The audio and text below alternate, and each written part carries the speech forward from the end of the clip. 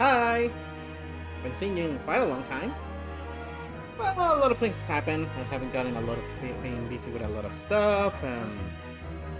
Well, the point is that I've been extremely busy, and of course that means these tend to take a bit of a step back. But I really like the Ace Attorney, so I want to play it more often with all of them. For now, I think that all I can do is start for today. I hope it's working for you. If you see something wrong, just tell me. I'm already recording this. So for now, let's go into something new.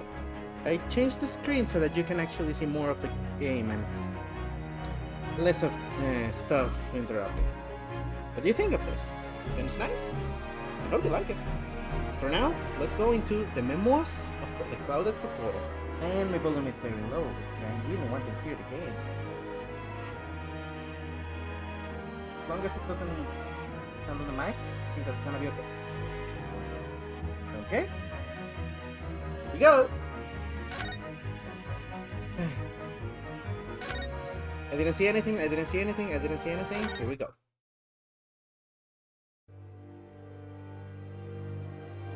This is case number 2. The Memoirs of the Clouded Kokoro. It was a ghastly tale of a winter's night.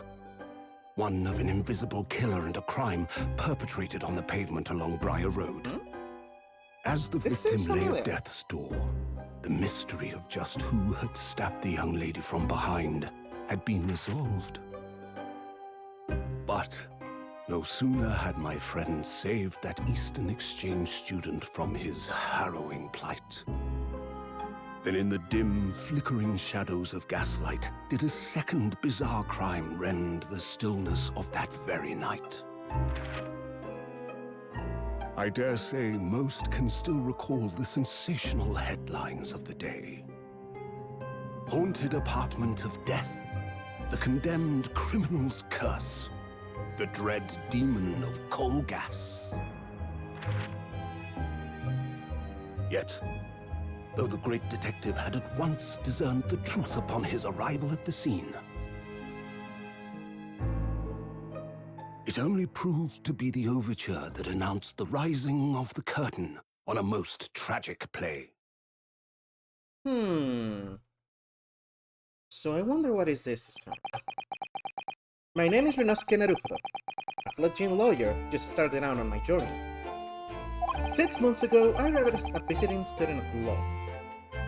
Having made a long voyage across the sea from the Emperor of Japan to here, London, England. Ooh, what is it? Ooh. Give me a second, please.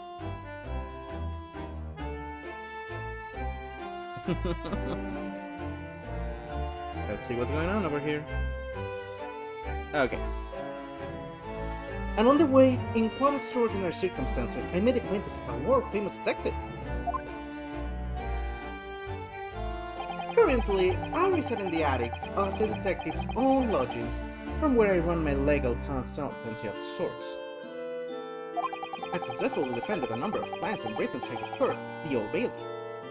But since a particularly thrilling and unforgettable legal battle 4 months ago now, I haven't returned to the courtroom. In truth, I lost my right to return. Wait, what? But that epic trial was just one small part of an epic tale, which was now about to awaken from slumber, thanks to a letter that arrived this morning from my homeland.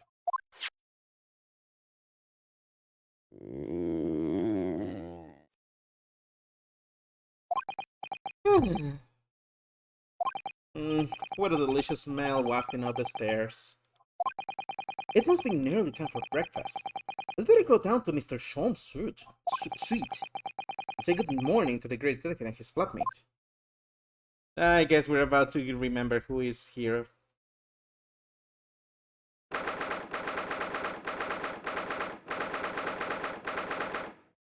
So we're in August.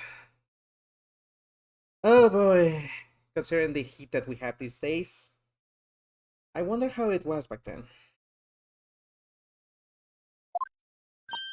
Oh, Bruno! Good!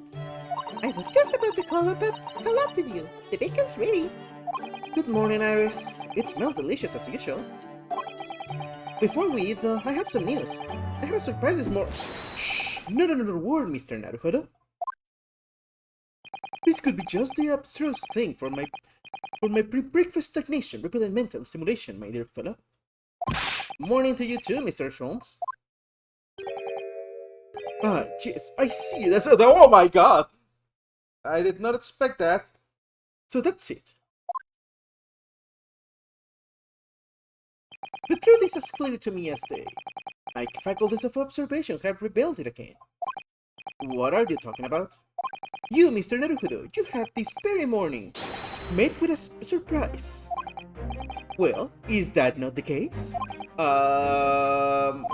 Really, my dear fellow? It barely warrants explanation. Firstly, your hair is particularly unkempt, somewhat reminiscent of a bird's nest. Oh, wow. Secondly, you have neglected to fasten the third button of your jacket. Clearly, when considered together, these two facts point to you having been clustered this morning. Whoa, that's a new one. Can I talk now? But of course, though I don't look for admiration, you understand. My hair always looks like this. It's been this way since I first met you. Oh, it has? And the bottom was ripped off last night, if you remember. By you. The hair looked pretty bad enough?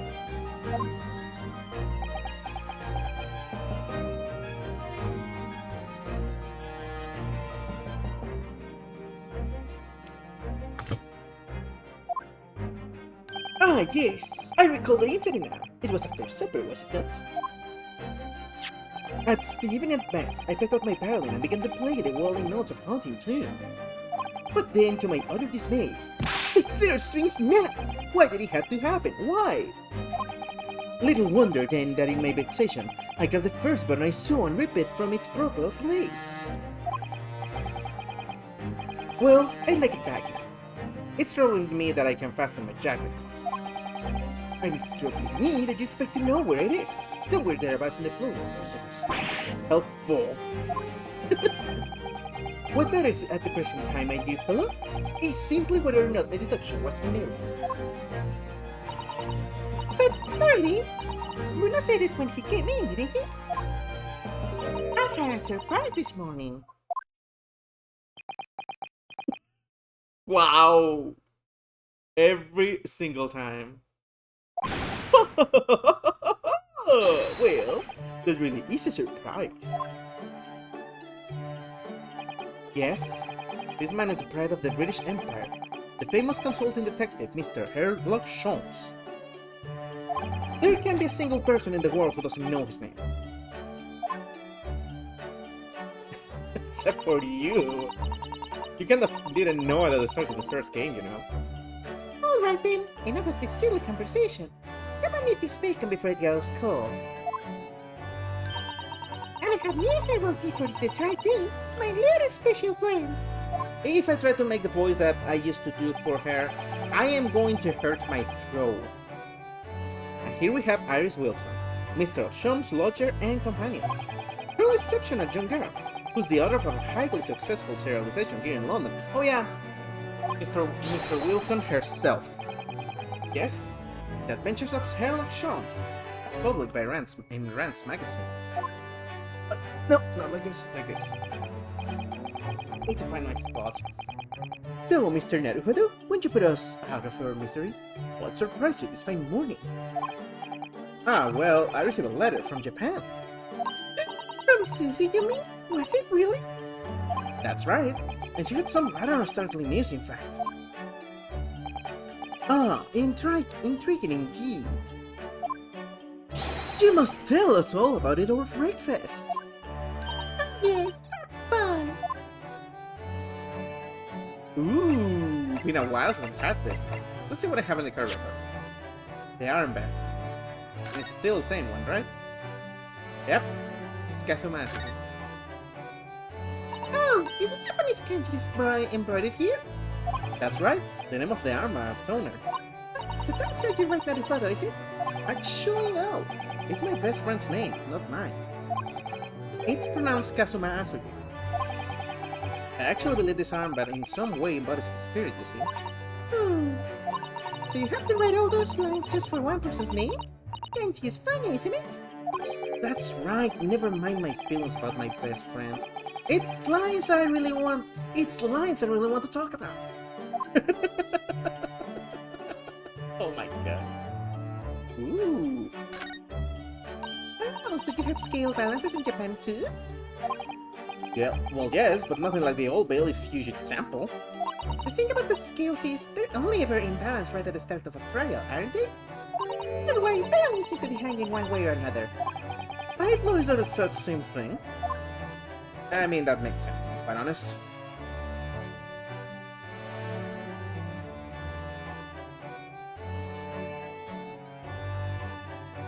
Okay. Well, let's see what options I have. Yes, it is so quiet in the attic without Susie around. Let's see if I can move over there and see what's up. Oops! Maybe I shouldn't have done this. Oh, okay. Examine. I always like examining everything. Shovel.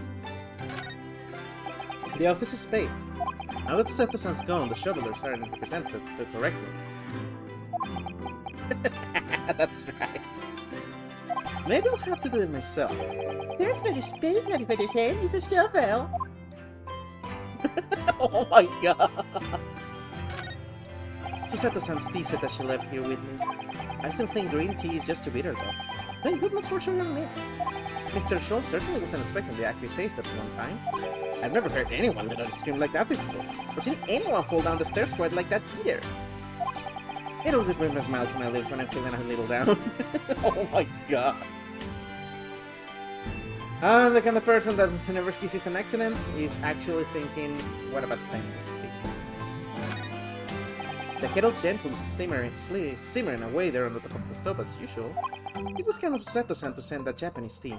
Iris really likes it. But for me, it's the sound of the stove and burbling kettle I like the most, on bitter winter mornings. Well, you are on August. Is it actually that cold over there? I prefer that over the heat that I'm getting hit by over here.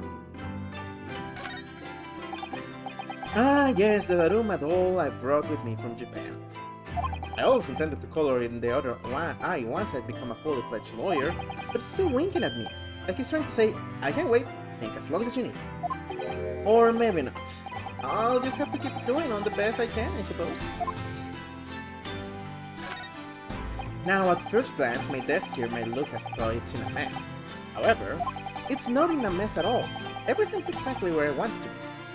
But whenever Susato-san looked at it, she put her hands on her hips and say, "Oh dear!" Her way of saying that I should make it a more orderly and neat mess.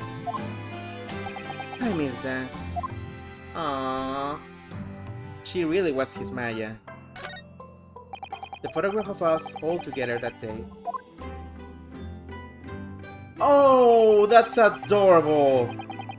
It makes me a little sad to look at it, which is why I'd taken to line it flat. But Mr. Schultz righted it every single time, and I've grown accustomed to it. I hope we'll all be together again like that one day soon. Oh, I did not expect that I was able to see that picture so soon. And what is this? I never did see what Susato-san's rooms look like. I could go in now, of course, but I don't dare. They say John Maynard's private chamber is a place full of bittersweet secrets. All from the laughter I used to hear when Iris would visit, I imagine it's mainly sweet.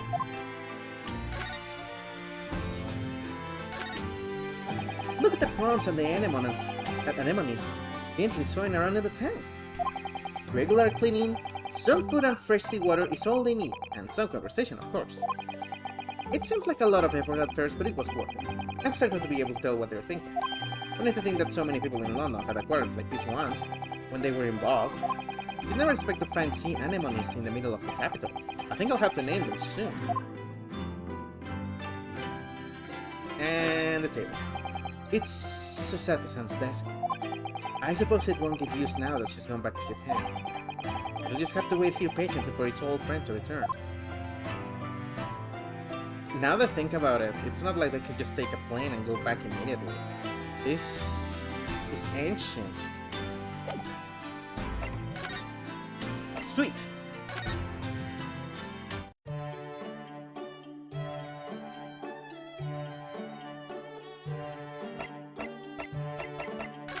Now let's examine everything again, because I love this. Ooh!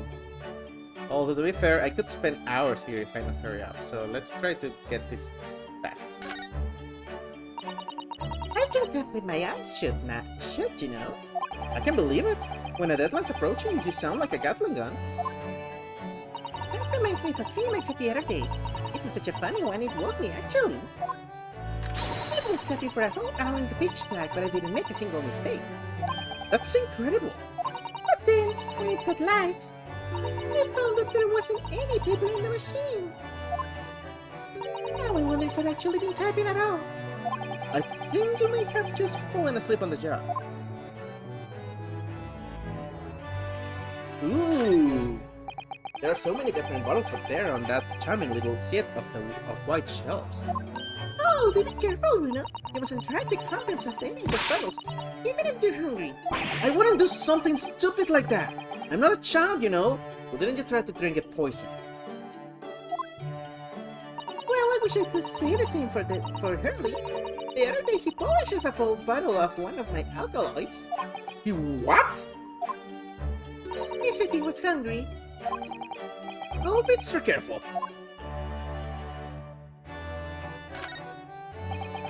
I look forward to finding out what aroma your tea will have, Iris, every single day. Well, I fix a different concoction of herbs from the garden every time, but it's never the same twice.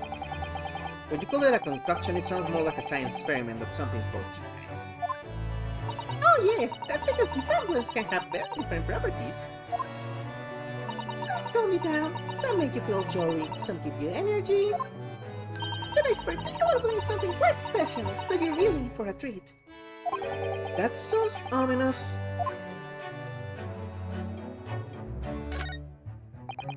Ah, yes, this is with your now down ideas, isn't it, Iris? What's in the melting pot today? The blue carbuncle? Wait, what? Isn't a carbuncle like a baby dragon? Yes, it's from a case of theft that we only saw ages ago. The theft of a precious stone. Carbuncle is another name for a garnet, you see. Especially if it's cut with a round top.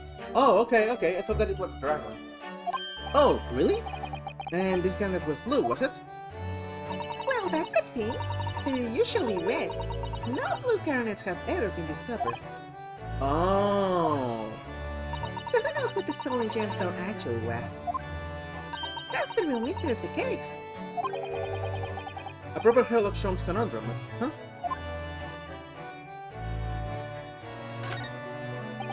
These are different pieces of evidence from cases you've solved, aren't they, Mr. Holmes? Not quite, Mr. Naruhodo, not quite. These trinkets are a selection from cases I've solved with particular aplomb.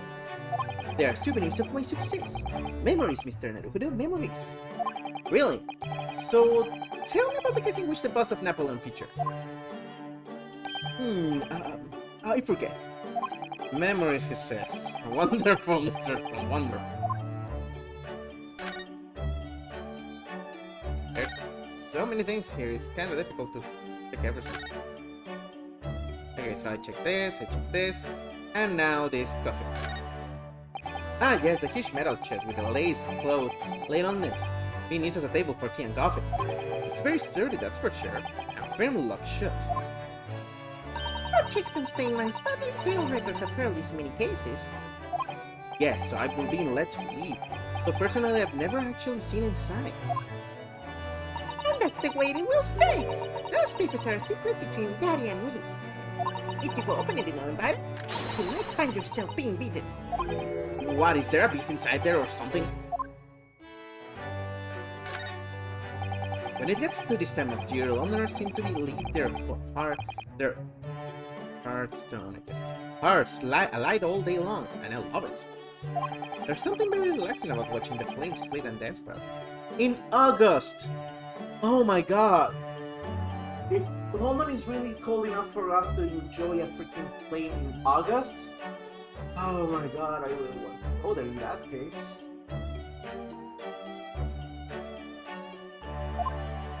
But a fireplace in days of summertime is a waste of space. Really, no use at all. Literally a great detective in days of no crimes and no criminals, literally. But consider this.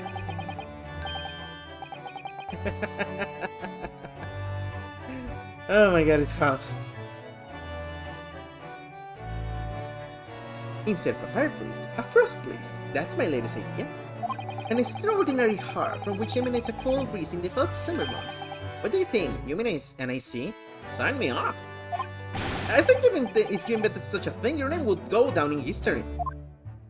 The principle is extremely simple. One must of course light a coal fire in the hearth. Yes, of course! Brilliant! The trouble is, none of the fires I've built ever burn coal. Oh, it taunts me. So, as your British says, it's a bit of a damn squiff.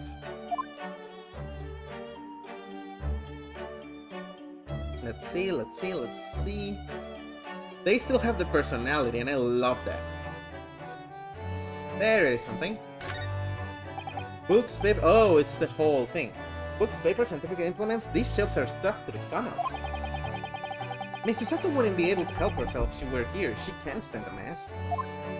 Sissy might not be able to stand a mess, but she wouldn't dare touch those shelves. Oh? Why not? Everything's in intricate balance. Nobody spends ages on it. If you were to touch even one thing, the whole lot would come tumbling down. Sissy noticed it was very delicate arrangement, right from the outset. You make it sound like a meeting of great minds. But the truth is, Mr. Sholmes just needs to tidy up. Yep.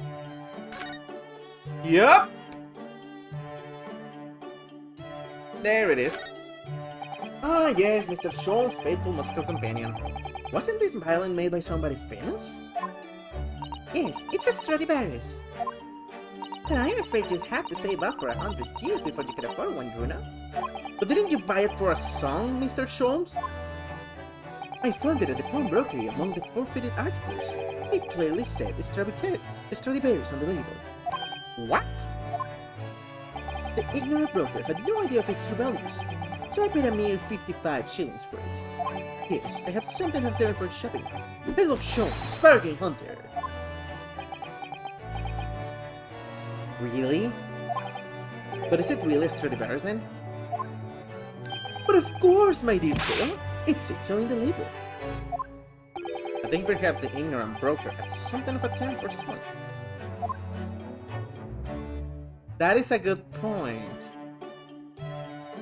Nothing proves that it was actually real.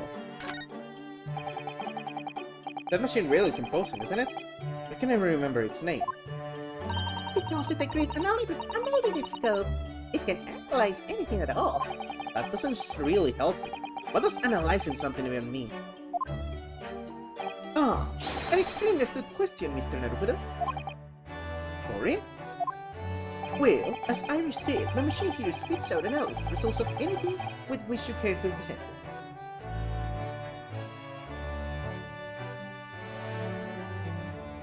This felt much better. But how to interpret those results, that's the key. I confess, I have no idea. Huh. Clearly, I'm going to have to construct a great analytiscope to solve the problem. Oh my god! That might not help. Okay. So, did you know that my friend was a lawyer? Oh, Mr. Sholmes, about this. Shh, not another word. Ah, jeez, I see. This would be a collar for a breed of miniature canine with a particularly long neck.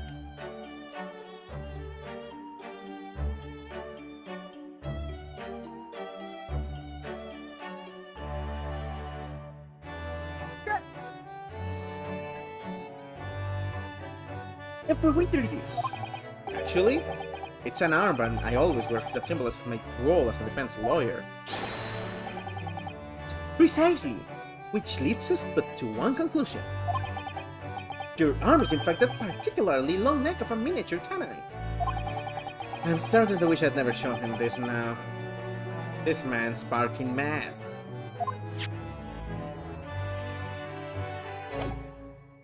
That was actually very freaking stupid.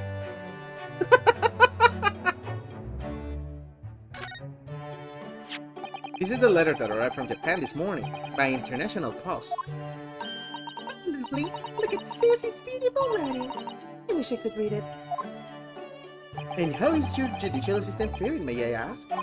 She's very well, thank you. In fact, according to what she's written, she actually appeared as a lawyer at the Japanese Supreme Court and won a case. Really? Isn't she wonderful?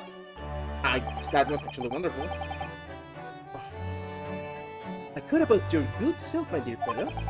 I've won cases too, you know. Apparently, Mr. Natsume appeared in the trial as a witness. Natsume... No, I don't recall that. Of course you do! We helped that man twice! The second time is the time that I'm trying to remember this case. During the first game, we only had one case with him. Suddenly we have two? What do you mean? You know, in those two cases that took place on Briar Road 6 months ago? Ah, the mustache twitchy man with the somewhat villain eyes and the mustache. You didn't have two mustaches, Hurley. Yes, who could forget those two cases? They made a very deep impression on me. Didn't you just forget them? Although I must confess, the details are a little hazy now. A very deep impression they made on you. Clearly. I really like that. I really like that Naruto has absolutely no shits to give about his dumb ego. So, what was this startling news penned by Mr. Sato? Do you remember the case of the haunted lodgings, Mr. Jones? Oh, yes, it's very interesting, you know. I don't feel entirely uncertain that a case of that nature did not occur. What? Totally forgotten me. Anyway, in her letter, Mrs. Sato asked that we read over her case notes again and investigate further. So it took place half a year ago? For what purpose? Because of something that Mr. Natsume said to her, apparently. He suggested that the real reason why she was called back to Japan so suddenly might have something to do with that case of the haunted lodgings. Oh? When Mr. Natsume returned to Japan, Misutato's father questioned him about the case, she says. Something Mr. Natsume said appeared to trouble Professor Matatoba, prompting him to send a telegram. Oh, that case, yes! It was very strange, wasn't it? Yes. He compiled the whole story into a nice neat manuscript ready for publication, too. But I hardly hear was all funny about it, remember? He was very mean. That story must not be published, she said. Very mysteriously as well. Really? I said that? Are you sure? Do you perhaps know something about it as well, Mr. Schultz? But why Mrs. Sato was suddenly told 4 months ago that she had to return to Japan?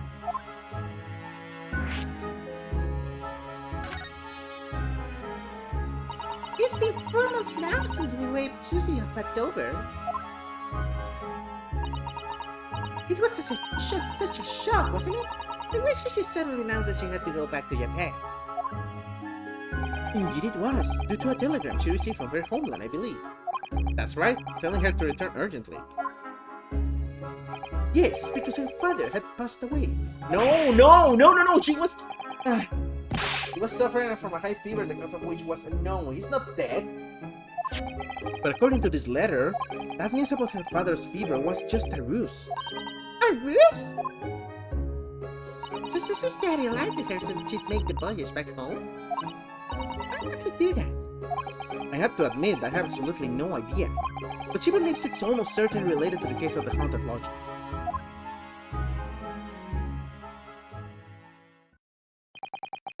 Summoning her back to Japan so suddenly like that. Wonder what Mr. Sato's father is hiding. Really? Do you know what's all this about? Oh, whoa!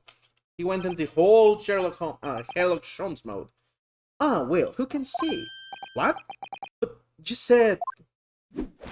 Please, I have engagement, my dear fellow. My calendar is quite surprisingly full today. An stringent analysis of the matter would be excessive, I feel, even if it were quite at leisure. So, Man the fort in my absence, won't you, Iris? I will hurry. Don't worry. See you later. He's kind of escaping. He scuttled off rather quickly there. I think perhaps Professor Mikotoba isn't the only person hiding something here. Soseki-san was involved in 2 cases, but only one of them was forbidden from being published. By, of all people, Mr. Shorms. That's scary. I found them at last. Iris, are they? The notes about the case? That's right. Susie compiled them together. The case of the haunted lodgings. Do you want to read them, Bruno? Absolutely. Thank you, Iris. Ooh. Dance music. I love this one. Well, I'm gonna take a moment because I need some water. Give me a second.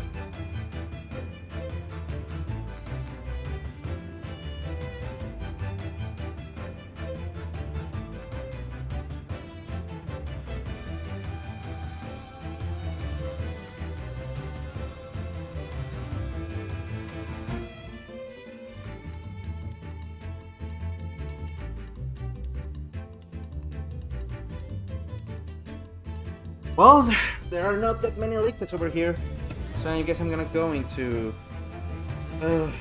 God, give me a second please, because I'm actually melting down here.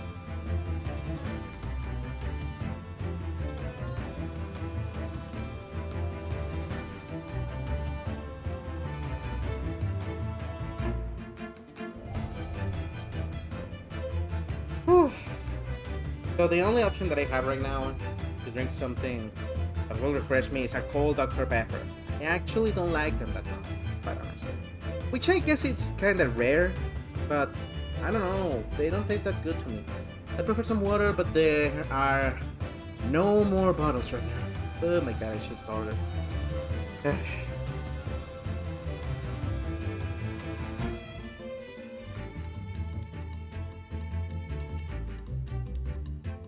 Chicho.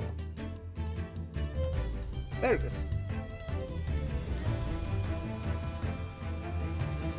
I have no idea what secrets could still be hidden in the shadows of this case. But perhaps if I read over the notes again, something might come to light. That's the spirit. Why someone's just holding off. And so, Iris and I decided to read over the case notes again together.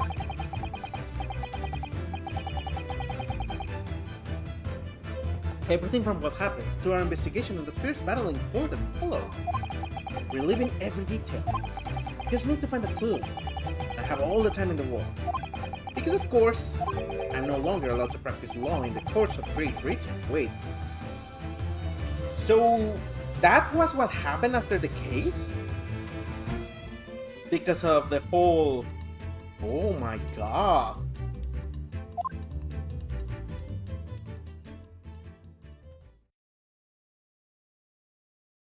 That's interesting. It was 6 months ago.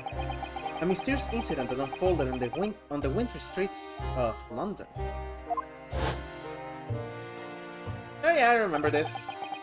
This little hole of fun. A young woman was found lying on the snowy pavement of Briar Road with a knife in her back. Fortunately, her life was spared, but she was unconscious for several days following the incident. The fog was thick, and nobody saw her attacker, but by a cruel twist of fate, a resident Japanese student was walking behind her at the time and was duly arrested. Yep, I know who that one is. That man was Soseki-san, and the man who effected his arrest was Mr. Sholmes. Believing in our compatriot's innocence, Susato and I decided to represent Soseki in court. And after a grueling trial of many twists and turns, we finally managed to prove his innocence. It was a complete accident by a marital fight. Joyous! Joyful, joyous, jubilant jubilation! Was the man's reaction after the trial, but his jubilant jubilation was short-lived. Here we go, let's see what happens now. We received a telegram from Mr. Sholmes the following morning. Really? The victim of the prior road stabbing has regained consciousness. Hurry to Bart's at once! Bart's, the hospital. Of course.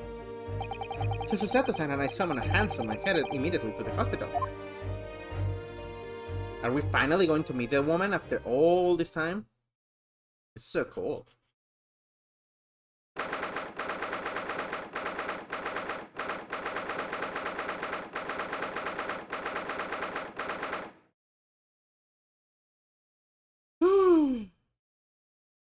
I'm having a heat stroke at this point.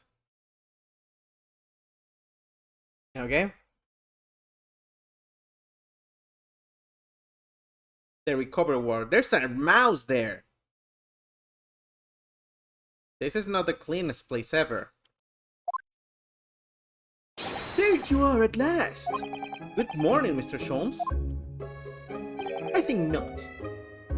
Oh. Oh, I ain't gonna have to find my boy for her. You're late. What on earth took you so long? Your telegram only arrived at 5 o'clock, Mr. Sholmes. And it's a 20-minute ride to the hospital. That's right, and it's 5:30 now. I think we made very good time. The time's totally irrelevant. The fact is I have been waiting for what has felt like an eternity. Ah, boy. In point of fact, I myself was awoken at 4 this morning by a telegram boy. I have a feeling it was somewhat unjust that I alone had been rushed at such an hour. I sent one to you. Well, thanks for that! Anyway, you're here now, so the victim is over there. She's only just regained consciousness. I thought that she had taken days. Was this investigated later? Oh, right, there was a time between the arrest and everything else. That makes sense. You should introduce yourself, and I shall observe from here. So that's the lady who was found on the snow-covered pavement with a knife on her back. Your name is? Ah, yes, here we are. Miss Green. She's named Green. She's dressed in green. Okay, let's check the rat. Rat. There it is. Mr. Motherhood, an enormous mouse. Actually, it's bigger than her feet. I just realized that.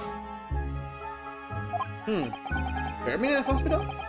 Doesn't seem the best. But it looks like a very healthy specimen, isn't it? It's very plump. I'm not sure we can say that's down to the excellence of this facility, if that's what you were thinking. Actually, yeah, that's huge. That's terrifyingly huge.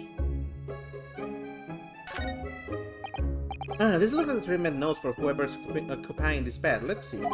Do not permit to run around the hospital. The patient doesn't seem to be here at the moment, so... He or she is probably running around the hospital then. Oh dear, how worrying. What's worrying is why they haven't discharged the patient yet. Well, I heard that this hospital is actually horrible. There are all sorts of medicines in this cabinet, look! I'm not sure if it's safe leaving them in reach of everyone like this. Yes, you're right. I can imagine if you were peckish, you might try a whole bottle or two. Well, at least there seems to be a little lock to secure the cabinet doors. I don't imagine that would stop you if you were hungry. I worry that you break the rock. Hunger doesn't turn me into a criminal, you know, Miss Susato. There are lots of bottles in that cabinet, aren't there? Do you think it's safe to keep them like that? I can imagine the woman being like, Who are these people, and why haven't they even talked to me? They keep looking around my room. That's very weird, you know. If you were a patient here, I feel sure you'd take some medicine by mistake when you were half asleep. That is a worry, but at least the cabinet has a lock, even if it's only a flimsy-looking one. Oh, I've no doubt you managed to unlock that somehow while you were half asleep as well. There are limits even to what I can do when I'm half asleep, you know. There must be a bag of Miss Green's personal belongings. She would have been brought directly here after she was found stabbed on the pavement, though. This is my bag, leave me alone. I expect a friend or family member probably brought some things for her. Alright then, let's see what's inside. Change of clothes, no doubt, and... No, Mr. Naruhodo, you must never scrutinize a young maiden's personal belongings. But the young maiden might have chocolates, or biscuits, or caramel. Oh my god! They really are like when they came back the first time. Came the first time. This looks like a patient's treatment notes. Let's see. Do not feed. Oh my god! What is this place? A zoo? You know, I seem to remember seeing an almost identical sign in our local park. For the pigeons! Yes, this is a person! Poor woman, I hope she doesn't read this. Oh my god, I just realized that they call her fat. This Rangoon figure isn't the most charming, is it? Ah, I don't think that's a decoration. Whoa! Whoa! Ace 30 is trending? Really? I just wanted to play it. I didn't know that it was actually trending today. And their lollipop guy. Nice to interact with you for the first time. Thank you for visiting here. I hope you like it. I've been having to take my chin. I've been waiting a long time to keep playing this. I wanted to play everything on a stream and share my first time reactions to this adventure. And I love Ace Attorney, so you can imagine the fact that of not having time to stream. Yeah. I've been waiting for continuing this game for months. And I want to continue now. Thank you for being here. I hope you enjoy this. I don't think that's decoration, Mr. Naruhodo. It's an artist's mannequin, I believe. Used when practicing sketching the human form in different poses. Really? It's not exactly what you call a typical figure for that purpose, though, is it? No, I suppose not. Yes. Yes, it sucks. I wanted... That's why... This was a gift from a friend. So... he knew that I love Ace Attorney, so when we knew that the collection was coming for the greatest attorney after so many years, he told me that he was going to give it to me as a gift. And after playing the first half of the first case, I decided, yes, I have to play this. Because it was just amazing. Just the first time that I figured out why the person was dead in the first place, that part got me screaming in my bed just out of hype. And I decided this is the only time that I will be able to experience this game and show my reaction to the people. So let's see what happens. No, I suppose not. I confess I've never seen one quite so, full figure before. Well, if you want to draw a full figure person, it's the right tool for the job. God. Wait, what? What is this? Look, there's a photograph in this frame here. Who is this? Ah, yes, it's a picture of a young gentleman. He looks to be about the same age as Miss Green, I would say. Perhaps the young woman's a special someone, do you think? He has the same haircut. Maybe it could be a sibling. My, Mr. Naruhodo. I didn't think you had a sense for matters of the heart. Not in the least. I sincerely said the first thing I thought of. Okay, I already googled around all of her room, so let's meet her. Good morning.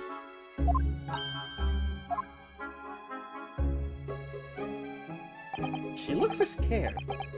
I'm Ryunosuke Naruhodo from the Emperor of Japan. Oh, no. Was it your knife that... Are you the man who... No. I'm a lawyer. And I'm Miss Susato Mikatowa. Pleased to meet you. Oh no. Was it your knife then? Are you the one? No. I assure you, I'm Mr. Naruto, the judicial assistant. We heard that you regained consciousness and wanted to come give you our best wishes. Best wishes? For me? Thank you. I'm Olive Green. I'm an artist. Wait, no, that's not right, is it? What I mean is, I'm trying to be an artist. Well, what I really mean is I desperately want to be an artist. Aww, I just realized that she's full of, brushes and stuff. But the truth is, I don't have any talents. I know I don't. Aww. Come on, girl. There's no wonder it was stabbed in the back. Oh, that's depressing. I don't think that's related, actually. Gosh, this young woman seems to bend over backwards to put herself down. Seeing as we're here, we should ask her about what happened from her perspective, I suppose. Hey, about the incident. Was someone be struck in the back by a blade as you were walking along the pavement? What a terrible experience you had, Miss Green. It was so cold that day, and the fog was so thick, I couldn't see a thing. Sadly, it was an accident. It was 4 days ago now, I think. Is that right? Yes, that's right. I'm afraid you've been comatose all the time. But the case has been solved, hasn't it? Well, I've been here in the hospital, I mean. Indeed it has, my dear madam. Spectacularly by none other than I, Sherlock Holmes. Mr. Holmes, as you all know, it was Mr. Naruto, the hard-working court that solved the case. Are you yet to hear what happened, Miss Green? Yes, I'm afraid so. A gentleman from the police force is supposed to be coming to fill me in shortly. Oh, I see. Me coming round seems to have made everyone frantically busy. I'm so sorry. I should never have regained consciousness. It was selfish of me. Oh my god. Don't put yourself that down. And that feels depressing, to be quite honest. I know that there's people like this. Oh no, we're all so relieved that you're on the mend, Miss Green. Really, we are.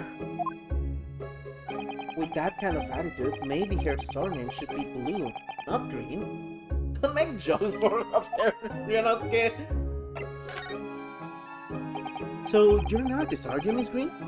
Oh no, I couldn't possibly claim that. I'm a fledgling artist at best. I mean, I'm a student of art, really. At the Thorndike Academy of Fine Arts. Thorndike? That's an interesting word. Oh my! An Academy of Fine Arts?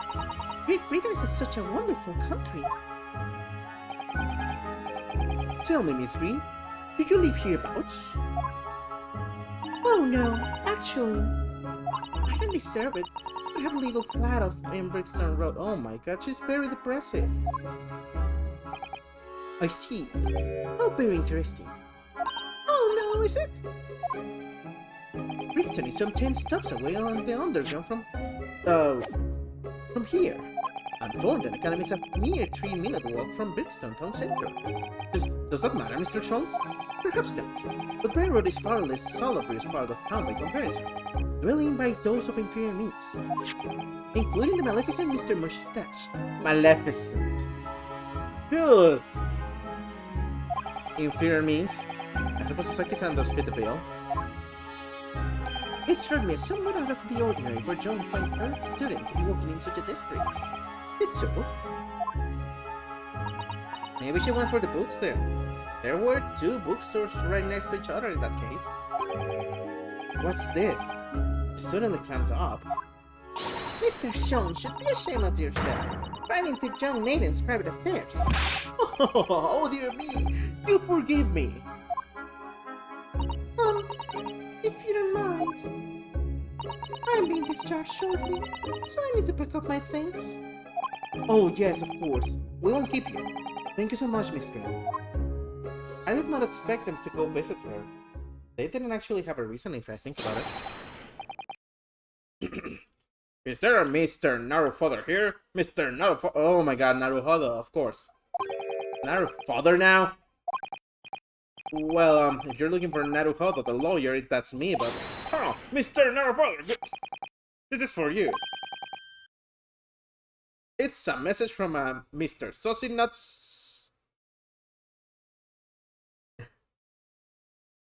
Natsume. It's from Natsume. Soseki Natsume. Mr. Natsume sent a message to me? But why would a policeman be delivering a message from Mr. Natsume? Did he get arrested again? Is he the new Maja? Exactly. What's going on? What's a Scotland Yard constable doing playing delivery boy at a time in the morning? Ah, what are you waiting for? Let me see that. Oh, well, this is most unexpected. Something wrong, Mr. Sholmes? Something wrong, Mr. Sholmes says. Have you not seen this note? No, how could I have? You took it from my hands. It would seem that London's criminals have no intention of letting the great detective rest. A new case calls! A case of murder, no less! We must appear at... Oh my god. He is the new Maja. Murder? Well, like that is of the essence!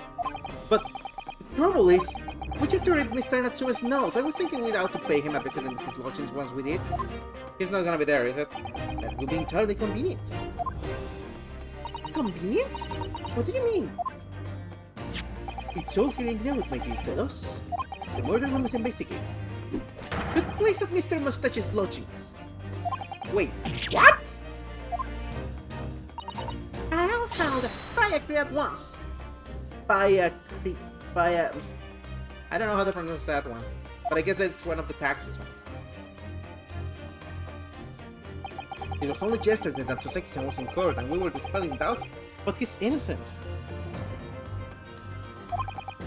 And now the very next day, there's a murder at the man's own address? He may very well be the unluckiest man alive. Or so it seemed to us at the time. But we were soon to discover it was worse than we thought. He's getting accused of murder this time.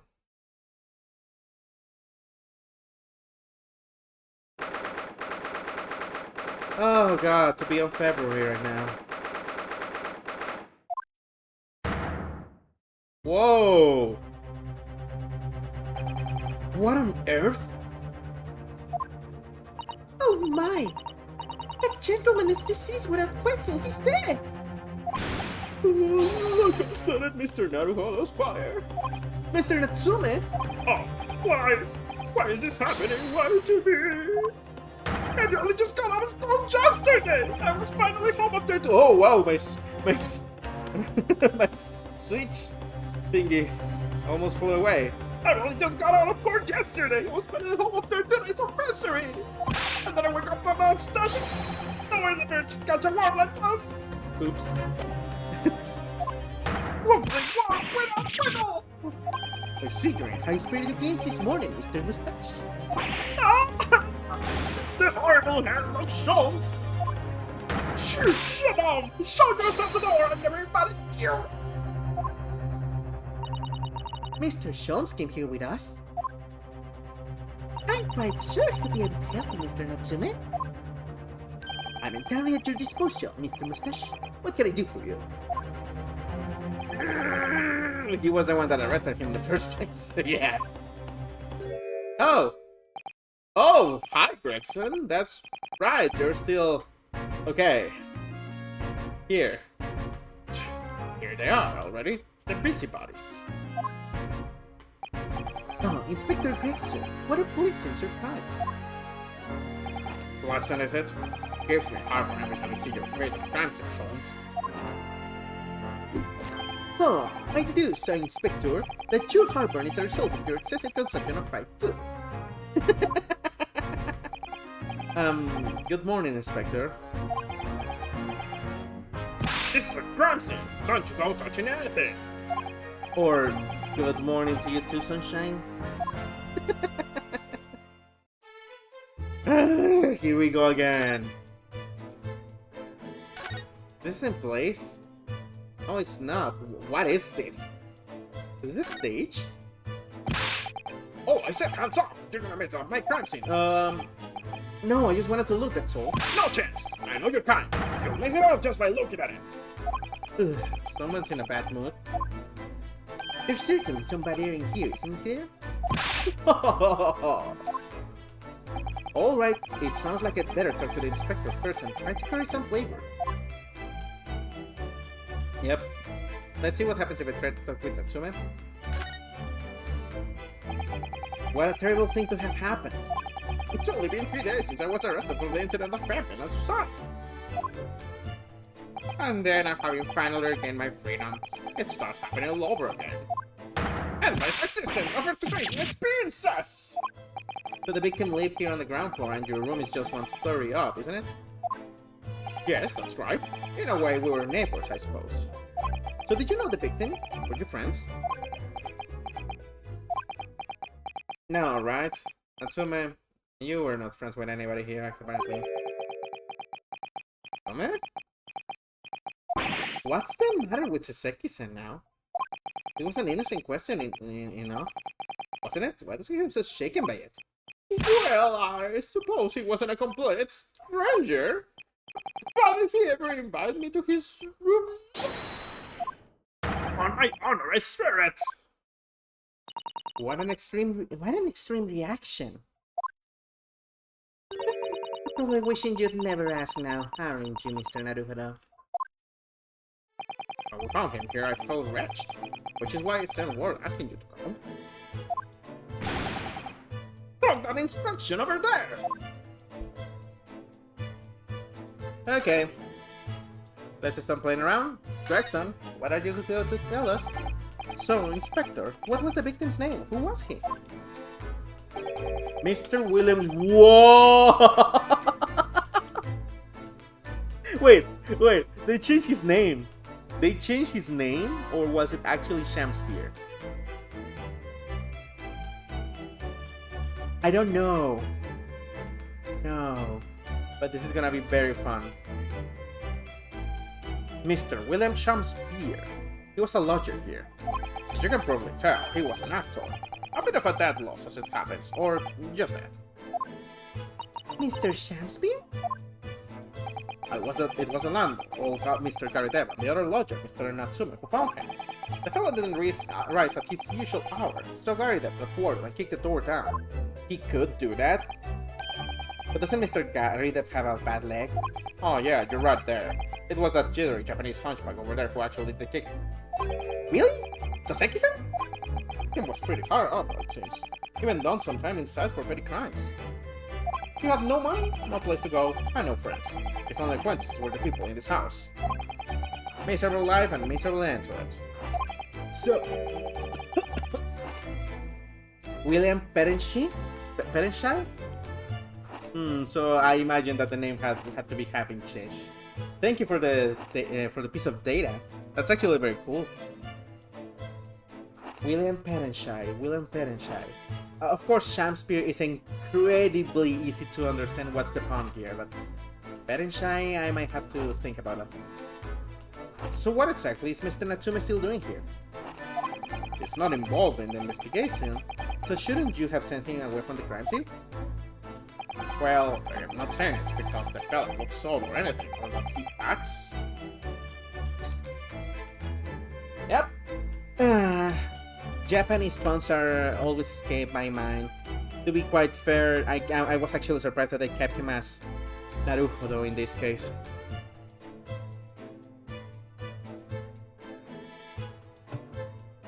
But I actually have no idea what you would be calling... I'm pretty sure that you were not going to call him Dragon Right. So Ryunosuke Naruhodo had to stay. Susato, I guess, had to stay. But I imagine that there's a lot of more puns and I'm gonna have to investigate. Well, I'm not saying it's because the fellow looks odd or anything, or that he acts suspicious. But I thought it would be prudent to take a statement from the culprit. I mean, go have it there. You suspect him again, don't you, Gregson? You nearly said culprit there, didn't you? Oh dear. Mr. Natsume appears to be under suspicion again. It certainly seems that way. He does just come across as such an odd fellow, doesn't he? Poor man. How fortunate. Anyway, I can't say much until the coroner gets here. But I don't think the fellow's been a goner. The body's still warm. Even if the inspector would allow it, I don't think I could bring myself to touch that body. Okay, so now what? God!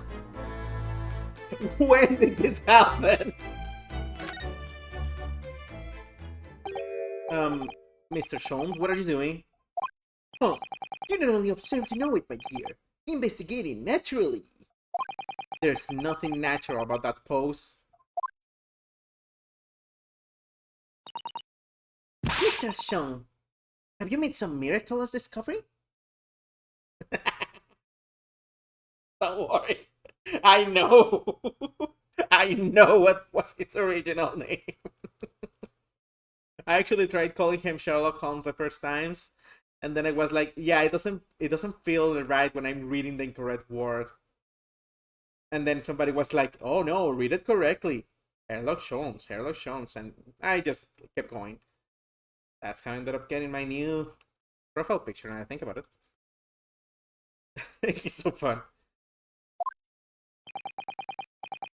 Patience, my dear madam, patience. We've not been here in this room 5 minutes. So far, all I've managed to deduce is what actually happened. My goodness! But isn't that everything we need to know, Mr. Schultz? Now that you propose the idea, I believe one could indeed see it that way. Are we gonna have a dance? We're gonna have a dance, right? At the present time, I have managed to draw two incontrovertible conclusions. The first, that there was a physical struggle here last night, in which the victim fought for his life. Wait, really? Ah! Why are you scared? Mr. Natsume, what's wrong? Is something that Mr. Shom said significant somehow? No, don't mind me. Forget I was here. Oh my god, Apollo would have a field day with Natsume. And my second conclusion is that there is a poison layer in the air here last night that passed the victim's lips. Nonsense! Oh my god, Natsume. Why are you reacting so extremely, to Mr. Shom's deductions? Please, pretend I'm not here. This really feels JoJo-ish. Inevitable, inscrutable, insignificant. Impossible to ignore. You must tell us everything, Mr. Shom. Spare no detail. Dance, dance, dance, dance, dance! But of course! Let the critical tragedy before us be unraveled by my great deductions, presented for your pleasure in 2 acts.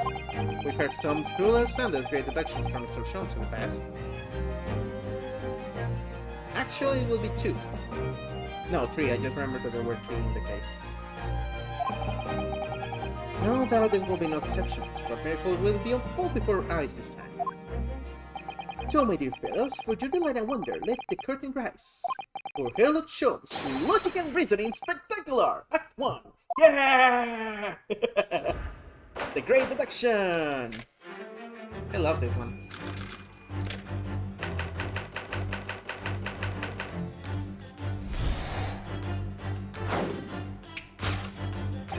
Careful observation of the victim reveals the other events that transpired in this disconsolate room last night.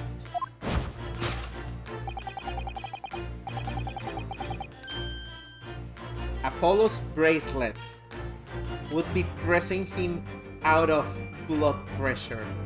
Just as watching Natsume. Dear Lord! Foam at the mouth of the deceased clearly indicates the use of poison. Next to the victim, we notice a large dining plate, which contains, you will observe, 1/2 of a sizable bar of soap.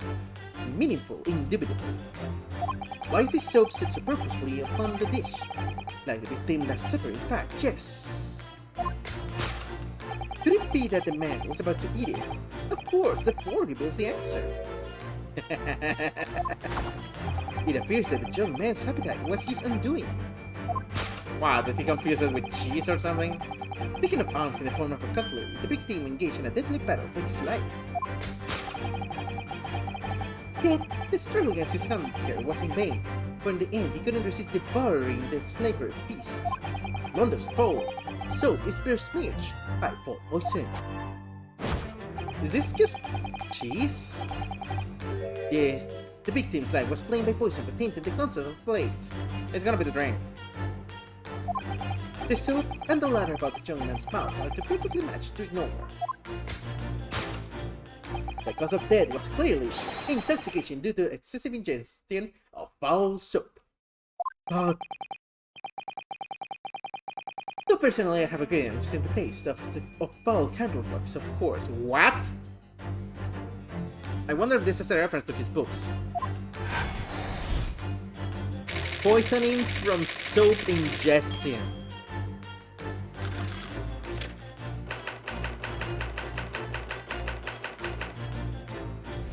Suicide or murder? Because of the identified, we proceed to Act 2, where we ponder the next question. Was this suicide or murder? The audience will recall that death occurred during the victim's last supper. Audience, of course, act. Did the man dine and die alone? This single ticket suggests the answer. To draw a conclusion on such a meager evidence will be foolish, however certain. The careful criminal could have conduct with his own cop to cover his tracks. Well, allow me to lift the veil of doubt, my dear fellow. Indeed, what reveals the answer, of course, is the broken lock.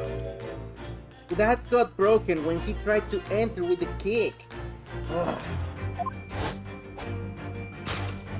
The force open now. At the time of the incident, this door was locked. And the soul key was in the victim's pocket.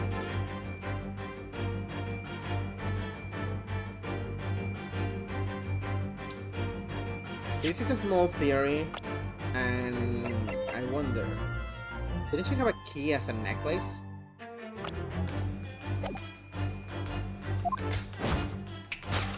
In other words, when the victim consumed the poison, he must have been alone. Alone with his inferior soul, from whence wafted an inferior scent.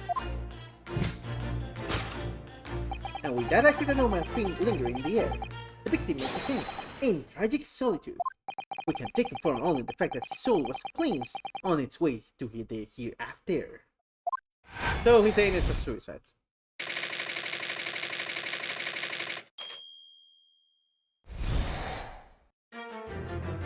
What the heck, Holmes? By the way, what did I get? Wait, we really have this as... Yes, we have this evidence from the other time. Feels like an interconnected case.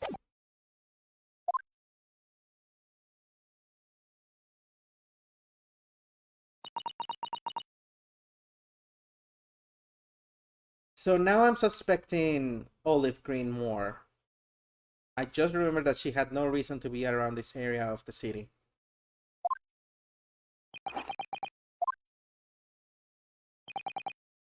There's just one thing, Mr. Sholmes. You're disposed to identifying just one thing, aren't you, Mr. Naruto? Pray, what concerns you? Well, no matter how hungry he was, do you really think the man would have eaten soap? It is quite apparent that this man had barely a penny to meet his name. And it is a curious thing, but one to one so destitute, soap can suddenly appear quite irresistibly appetizing. It's cheese, right? How extraordinary! In truth, I've tried a little soap myself in the past. Yeah, of course you have. You're the kind of guy that sometimes I feel like he already ate glue. You've eaten it, you mean? My dear fellow, it was some time ago now. My postulation was that it would cleanse my gut. Oh my god. And did it? As I read it in agony on the floor and split the contents of my stomach, yes, I believe it did. The experience taught me a valuable lesson. Soap is quite poisonous. It has an unpleasant taste and leads to great discomfort. In summary, I cannot recommend it. God damn it. Believe me, I wouldn't eat it even if you did. There's something that troubles me as well, actually. Oh, what's that? It's Mr. Natsume. Of course. How can I help noticing him shuddering and quivering out of the corner of my eye? Almost as if Mr. Shum's seduction touched a nerve somehow. Nonsense! Well, that clinched it episode didn't last. I think, judging by Mr. Natsume's reaction, the great detective deductions may need some gentle corrections in order to reach the actual truth. Yes, Mr. Shum's observation and deductions are sometimes a little too sharp.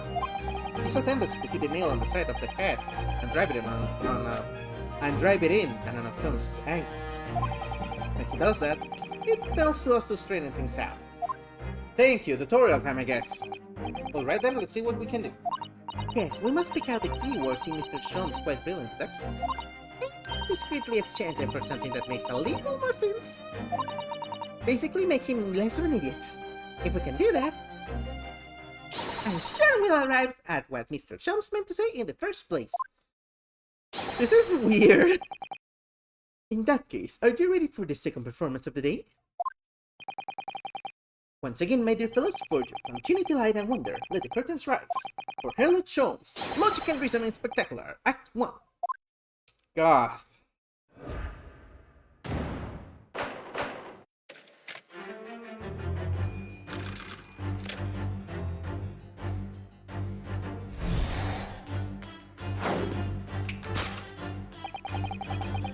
Careful observation of the victim reveals to us the event that transpires in this disconsolate room last night. Foam on the mouth of the deceased clearly indicates the use of poison. Yeah, that is clear. Next to the victim there is a large dining pool which contains a wound syrup. One half of a sizable bar of soap. Meaningful? Indubitably. Why is this soap set so purposely upon the dish? Like the victim was suffering fat? Yes. Could it be that the man was about to eat it? Of course, the fork reveals the answer. Here is where it changes. Well, you can't deny that a fork implies a man was eating something or about to eat something. Yes, that's true. If I were to decide to eat some soap, I should prefer to use a fork than to attempt it with chopsticks. And of course, only half of the bar of soap is left on the plate. But might there not be some other explanation? Something material that proves whether or not the man really ate some soap.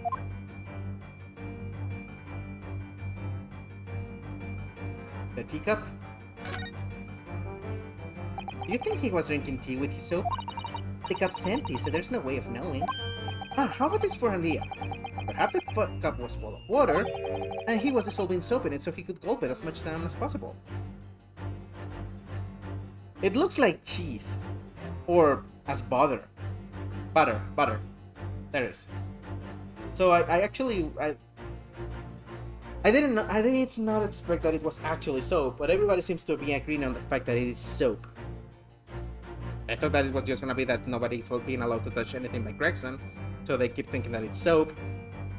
But if they keep saying it...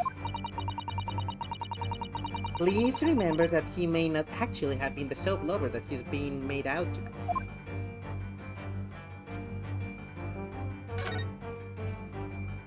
I suppose you'd eat soap with a fork, wouldn't you? I think it's quite a question of which implement you use. You shouldn't eat soap! Full stop! But then why? What does this man have a fork in his hand? I just realized that this is basically like eating those... Oh my god, what was the meme of that back then? Eating the... those detergent capsule thingies?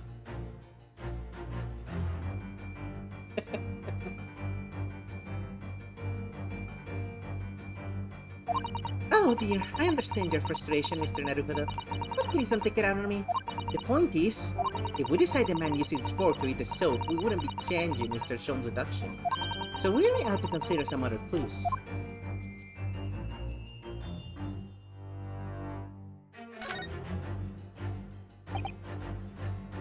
Okay, so maybe in another angle.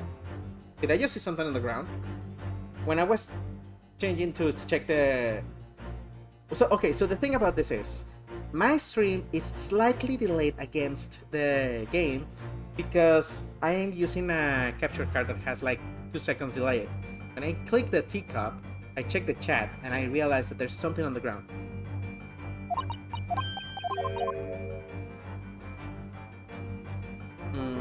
Was there a way to angle this? There it is. Other piece of soap. This is a cheese, isn't it?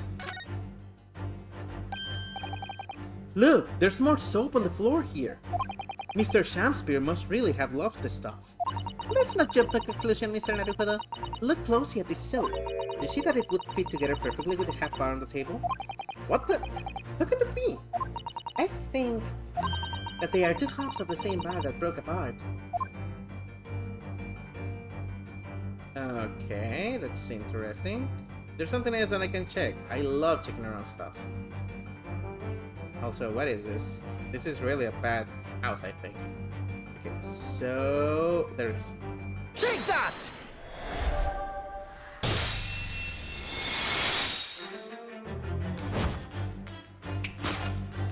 Could it be that the man was about to eat it?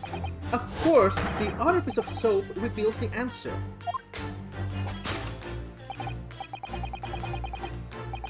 It being the other half of the soap on the table. In short, the victim was not eating soap at all. But it's obvious, really, for no types of hunger could grab any man to attempt to eat soap. Didn't you just say the opposite? Oh my god. Even I, with my unquenchable thirst for practical knowledge, took only a single bite. But that begs the question of how the man was poisoned, because there's no sign of any food on the table. There's a teacup. An excellent observation, Mr. Naruhodo, and one that furnishes us with the answer we seek. For London's foul soap is best reached by foul poison. Yes, the victim's life was claimed by poison that tainted the contents of the plate. We already established that it's not that. Mr. Sholmes is still pushing the soap argument then. Perhaps he's suggesting that Matt licked the soap rather than ate it? If soap in London is that poisonous, I don't think I want to be washing my hands with it. But there are no signs of any food in this room at all. Of course, food isn't the only thing that passes people's lips, is it? The teacup! The teacup! Yes, a Western vessel for the what? Western vessel? For the serving of infused dried tea leaves. It's a teacup, Mr. Naruhodo, as you know well. Stop putting on airs. And it's empty. Ah, so we were established that the victim wasn't eating soap when he died. However, there's significant evidence that he was drinking tea. My thoughts exactly. Can I check his fork again? Yeah! If the victim didn't eat the soap, then what did he eat? Yes, it's a real mystery, isn't it? I got it! He wasn't interested in the soap at all. It was this fork he wanted to satisfy his hunger with. Mr. Naruhodo, I really don't think it's helpful to continue with this line of reasoning that the gentleman had peculiar tastes. Susato-san has such a gentle way with words, but I know what I've been told of. Dear Lord. It's obvious that I have to present the teacup, but the conversation is hilarious. The concept of the plate is just the soap again, isn't it? Well, you know there's a saying in Japanese, don't you? If your food is poisoned, you might as well eat it, plate and all. Well, there's an image. All I can picture now is the victim first taking a bite of the soap and then the plate. The soap like some tofu and then plate like a giant rice of cracker. Oh dear, that sounds like a very wrong combination. Yeah, the Take that!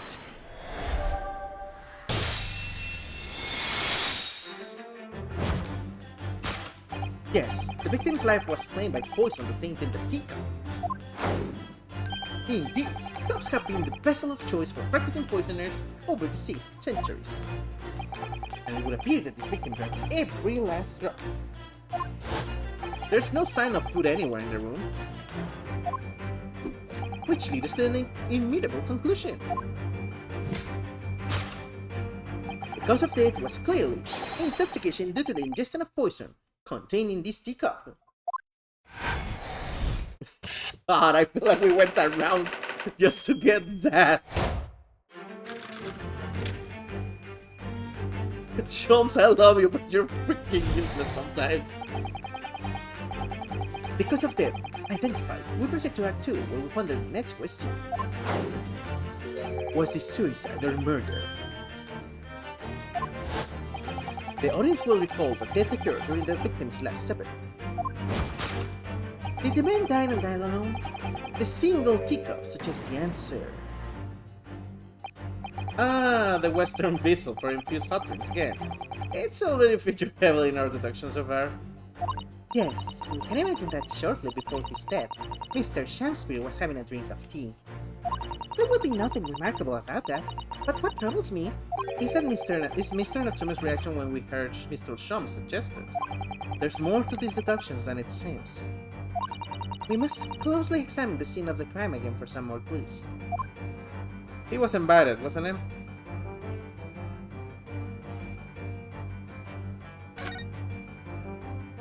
The fork again? The victim just seems to be holding it disappointedly. It makes it impossible to let go of the idea that it must be involved somehow. Well, let's hope it turns out to be a useful clue in the end.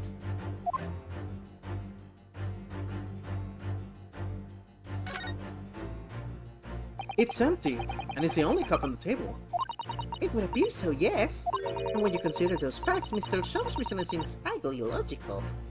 But it's always the same in these deductions.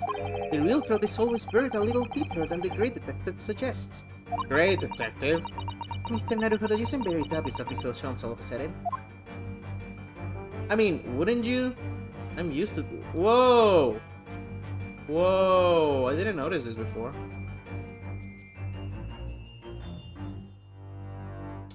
Ah ha ha ha! And it's broken. It's another Western Basin for infused. It's a teacup!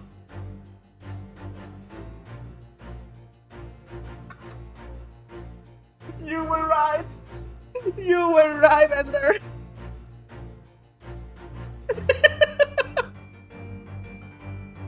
It's a teacup! And it is too empty. And it too is empty. Given that he's actually holding this one in his hand, we can assume that this is the cup from which Mr. Shakespeare was actually drinking. But if that's the case, this changes everything. Everything we did this up to then now, it's turned on its head. It's a teacup. I have a feeling about this. I almost don't want to say it. Yes, I know exactly how you feel.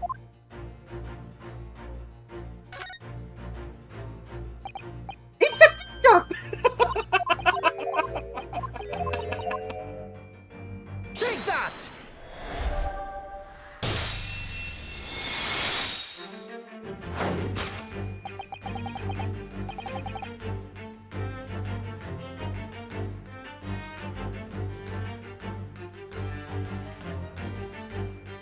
Well, you're right, Ender. Susato's whole gimmick last game was having false scenarios in her head of Naruhodo being an idiot. And now she's genuinely correct about Naruhodo's stupidity. I guess that now that they have had one whole boat trip together and she was her teacher and then they had a case here, 2 cases here at this point. I just remember that this was the 2nd case, so this would be the 3rd one. Maybe she already has him rigged. Did the man dine and die alone? This other teacup suggests the answer. Yes, there were 2 teacups in this room all along. In other words, this is a strong indication that at the victim's last supper, there was a guest present. Wait, what? That guest looks more like the guy that looks like a dollar. Or like a money bank. What was his name? The guy that was the banker. There was like espresso. At the very least, we can say now with certainty that somebody else was here in this room last night, taking tea with his victim. Bruce Fairplay, exactly. The silhouette looked like it, but I don't think that he's here. What are you talking about? That'd be unbelievably unjustly unreasonable. To draw a conclusion on such a meager evidence would be foolish, however, certainly. In which case, what more can we deduce about this possible guest at the table? Well, allow me to leave the veil of doubt, my dear fellow. Do you mean to say you know who exactly was in the room at the time of the victim's death? Indeed. What reveals the answer, of course, is the broken lock. I'm not sure I like where this deduction is going now. I'm afraid it's too late to go back to the halcyon days of eating too much soap. But the identity of the guest who wasn't here last night when the victim passed away is something I have a very bad feeling about. Well, you can try to ignore your feelings, but we cannot ignore the truth, Mr. Naruhodo.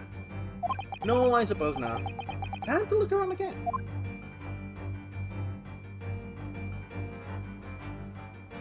Hey, there it is. Empty bottle. It's empty. Empty of liquid, but full of air. That makes you think, doesn't it? It makes me think that you're full of hot air. We should be thinking about who else was in the room at the time. Father Susato-san's quick response was cleverer than my original riddle. Pile of books! At first glance, it seems that the only things in this room are the makeshift stage and the costumes. I overlooked this... Oh my god. I overlooked these 3 books initially. I wonder what they are. Let's see, the titles read... The Picture of Mount Serleclock, Canterbury Journeyings and... Yes! I know what's gonna happen. A Meal for Cabaret. Wait, I'm sure I've heard those titles before. It could just be an incredible coincidence, but... They're the exact same 3 books that Mr. Natsume purchased the other day. What? Yes, on the day of the unfortunate incident when Miss Green was stabbed, Soseki-san had just been to the bookshop and bought them, that's right. And now those 3 titles are here in the room of the victim. Yet Mr. Natsume claims never to have been here before. What does this mean? Do you think... I really don't know what to make of it. Pile of familiar books. That's a good one. Good correction. Oh dear, the latch is most definitely broken, isn't it? The door was kicked in by Mr. Natsume according to what Mr. Garrett told the inspector, who knew his short, thin little legs had so much strength in them. I'm not sure the length of his legs is in any way significant here. Perhaps it says more about the poor state of the door than Mr. Natsume's strength, actually. Careful, if he overheard that remark, he'd almost certainly have a lively response. Something, let's see, insulting, irrelevant, incredible idiot? I don't know, can this broken lock really tell us anything about who was here? A candle? Even Mr. Shamspeare didn't eat candles, it seemed. We already established that he didn't eat soap either. Do you think perhaps the guest broke this candle here last night? Even if he or she did we know anything about the guest's identity? Good point, there goes my idea. Knocked down like that candle will be. If you say it so deeply, Mr. Naruhodo, you're in danger of blowing out the flame. It's like a smart Maya. It's like a smart Maya.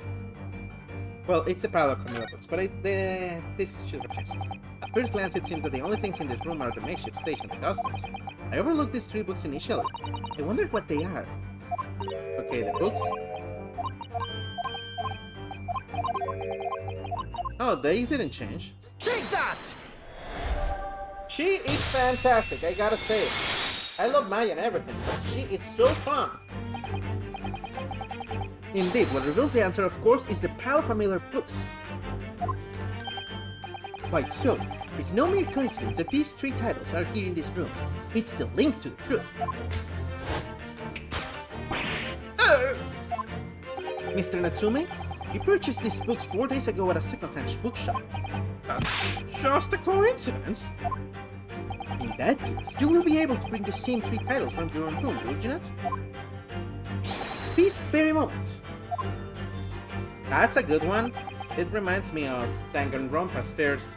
You are gonna be able to bring the tools, and you're not gonna be able to say I lost them. No, never, not negotiable.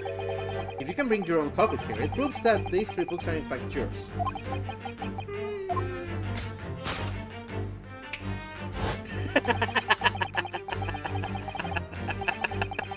Yeah, that animation. Having purchased the books 4 days ago and returned to your lodgings, you were arrested the very next day. So you could conceivably have brought the books here on that evening, but you never mentioned that. In other words, you could have only brought these 3 books here to the victims' rooms.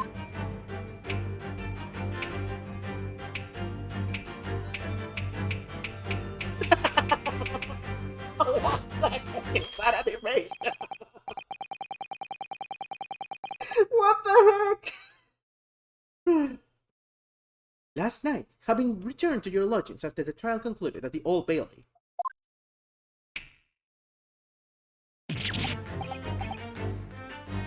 That was great. That was the best animation I have ever seen in Ace Attorney. And I have seen the freaking bridge to the turnabout. In short, there is only one possible conclusion. The victim died here in his room last night as a result of poisoning. And that same night, the victim had a visitor. And that visitor?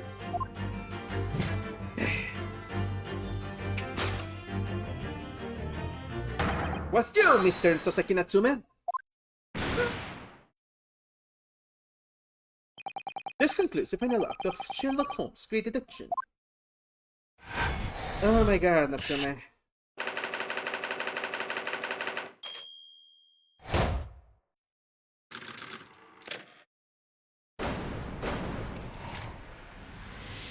So, the playful personality of the assistant was taken by Susato. The penchant to be accused of murder was taken by Soseki. Not again, not again, not again! Not again! Well then, Mr. Natsume. It would appear you're going to have to accompany me to the charge. Again. But wait! Hold your horses! Yes? Door! Key! Locked! Entry! Exit! Entirely impossible! He's so flustered, he's been even stranger than normal. What? Do you think that's an alibi? Because I've just made a copy. What? You live in the same building, after all. You'll have plenty of opportunity, I'm sure. Mystery me! Sorry, sir. You'll get your chance to get your side of the story later. The facts speak for themselves, Mr. Mustache. Yeah, you heard the parallax shows! He really has found himself an arch rival now, hasn't he? Come on now, no dilly-dally! Outside, there's a carriage waiting. Welcome, student Mr. Naruto Squire! I never imagined I'd be in this position again, but... You have to help me, please! Please! I'm innocent! Alright, I understand. We'll come to your cell later and talk about it. And one more thing. Oh, yes? My poor little kitty cat. Please give him his breakfast for me! Ah. And so, his evil curse still apparently unbroken. Soseki-san found himself once again the prime suspect in a case of murder.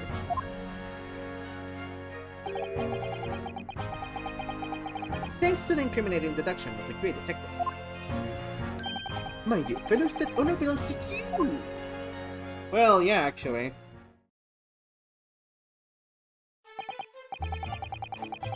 Well, that means Inspector Gregson is no longer here.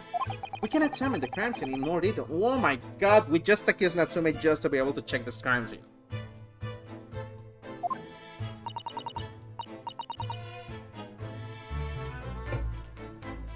Yes, that's right.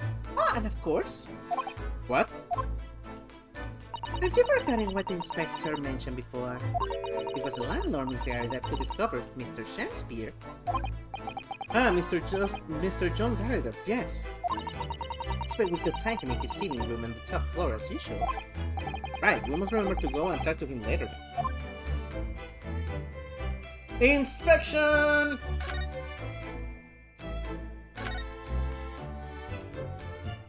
Okay, so the candle. This is some sort of makeshift stage, I think, isn't it? Where does the audience sit though? For the Natalie Shakespeare performances? Actors aspiring to the great stage must practice their art, Mr. Naruto, with or without an audience. That's pretty much what I do when I stream. Normally I don't have that many people. Right now I'm happy that I have a fan that is actually telling me some of the good observations in the game. Hey! Hey! In fact, on a related note, perhaps you should set up a mock bench for the defense in your office. What? Then you could practice your art every single day. I'll think about it. If you promise to not appear and play the role of the judge. Well, if that will help you achieve your goal. This I have to see. I wonder if I would be able to make a voice for Susato, making the voice of an old man. She's great. I agree, she's absolutely great. This is a gaslight wall. A gas wall light, isn't it? It must be connected to a gas pipe on the wall. Gas lights, a gas stove. London really is a city of gas. But now that I think about it, Mr. and Mrs. Scarry had an open fire on the top floor, didn't they? Oh yes, you're right. I don't recall seeing a gas stove up there. Well, I much prefer a real fire anyway. It's so much closer.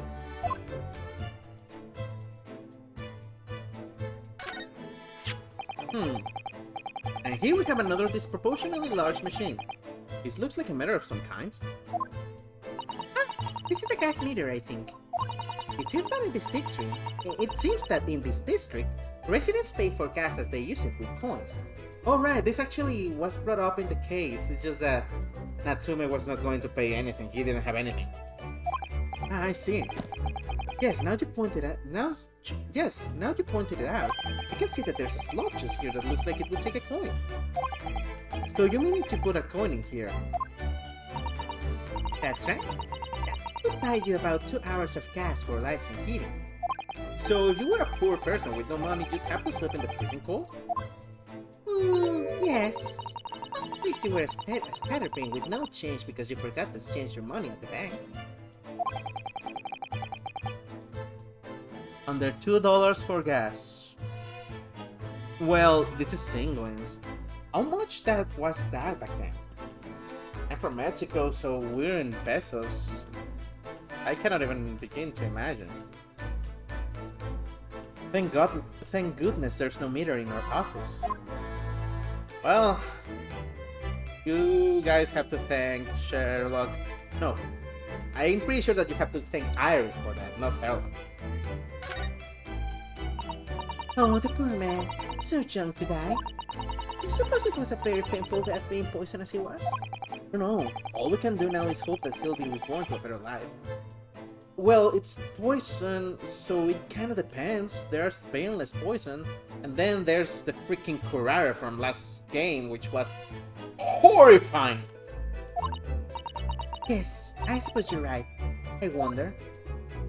Do you think that putting our hands together in a Japanese prayer will help a British soul? Sorry? I made sure I had a reference out there ready for just such an occasion as this, actually. This is smart. This book's entitled The Beginner's Guide to Praying for the Departed, the British Way. What? They make a book for that? I'll just read it now. One moment. There's quite a spine on that book, isn't it? The case is gonna finish as she's still gonna be checking the book. One of the teacups that Mr. Shakespeare and his guests drank from last night. Don't go drinking from them, Mr. Naruto. There's bitter poison inside. I'm not planning on drinking any. Don't worry. Anyway, the cups are both empty. You tried to drink the poison curare. So I actually don't believe you. That's true. So one was for Mr. Shakespeare, and the other must be the cup that Mr. Natsume was drinking from. But Soseki-san wasn't poisoned, of course. Perhaps we should take these so we can examine them in more detail later.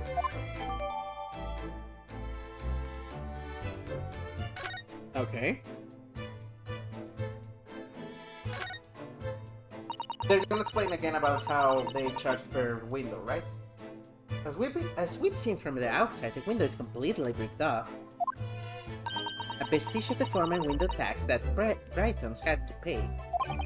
What strange things they used to tax in Great Britain? I mean, making people pay for the number of windows they had in property?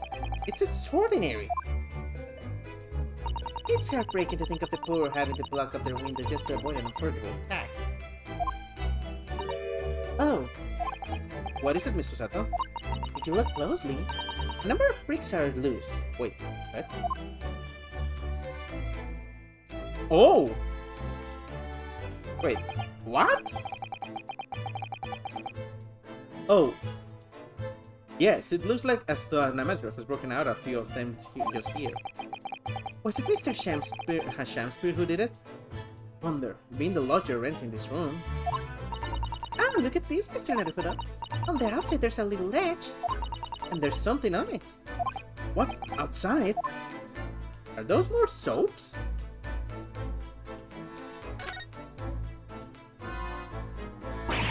It's so cold outside, you can feel it through this cap. It is February in London. It did snow all night. It would be cold. But more importantly, what is it on the ledge out there? What are those snow-covered lumps? It's more bars of soap! Soap? Why bars of soap line up on a ledge outside the window? I have no idea. But a pair of them looked rather charming like that. Still, that's very strange, isn't it? Bars of soap line up outside the window. I think perhaps we should take one. There are two after all. Oh dear. I suppose we could. Oh, what's this? Look here on the soap. Huh? Do you see in the middle there? There's a patch that's a different color. It's sort of transparent, but some sort of fancy design, I suppose? Only in Great Britain. It looks like the Hinamaru flag of Japan, doesn't it? How wonderful. It's probably a very expensive brand. Expensive? Then what's the doing in the ramshackle old room? Could it be?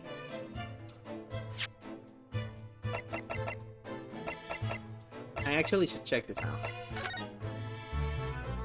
Is there something here? This is the teacup from which Mr. Natsume was drinking. Yes, unlike the other one, the inside of this cup is completely clean. I suppose he must have drunk the contents before the tea had a chance to leave a mark.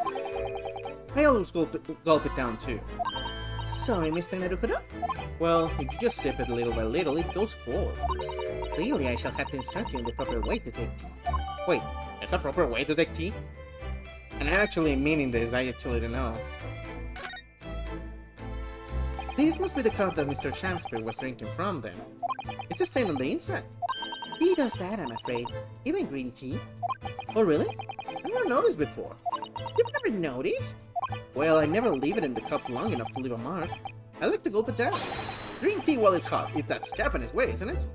Oh dear. So many people seem to have the wrong idea about our culture, and most of them are Japanese.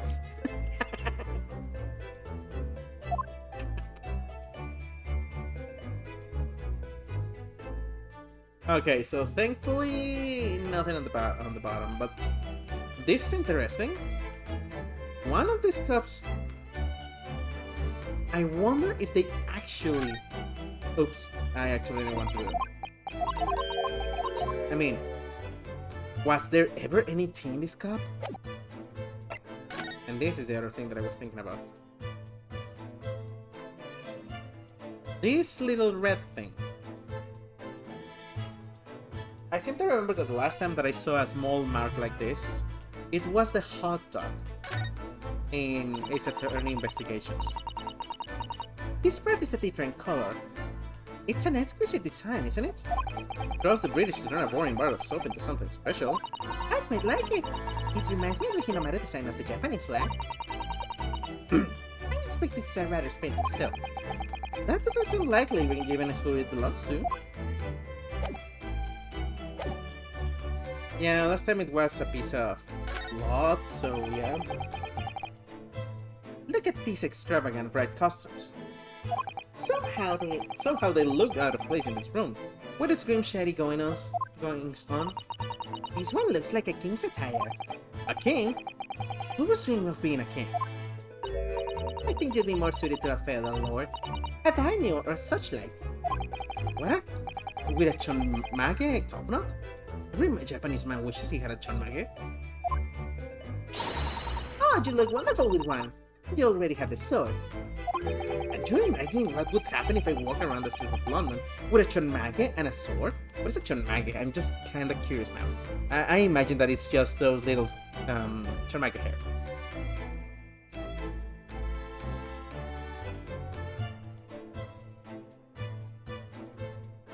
Oh my god! I get it. It's a little weird hairstyle that some feudal lords use that goes like this. Yeah.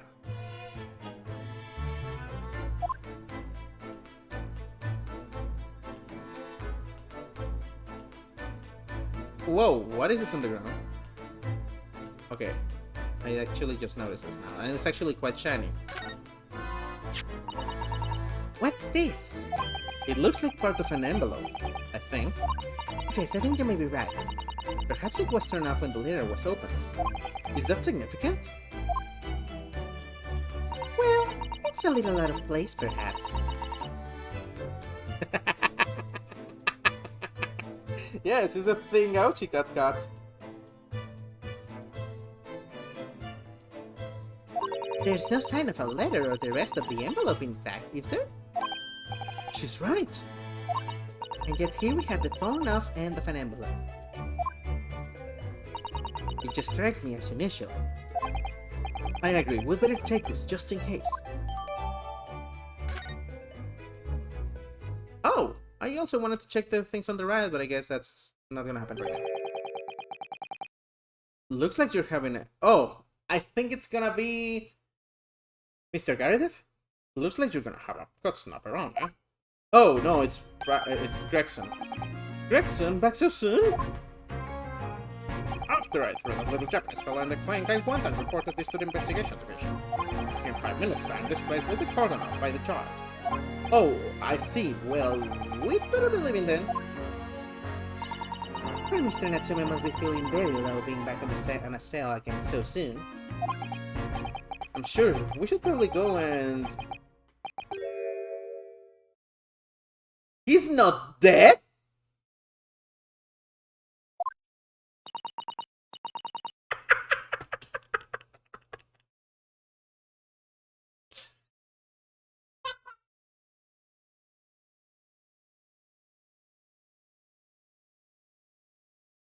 What's wrong, Mr. Naruto?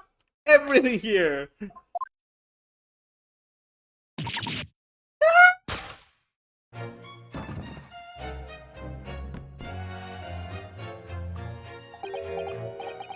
Out! Brief candle, life's but a walking shadow of board player. That struts and frets his sour up on the stage, and then he's here no more.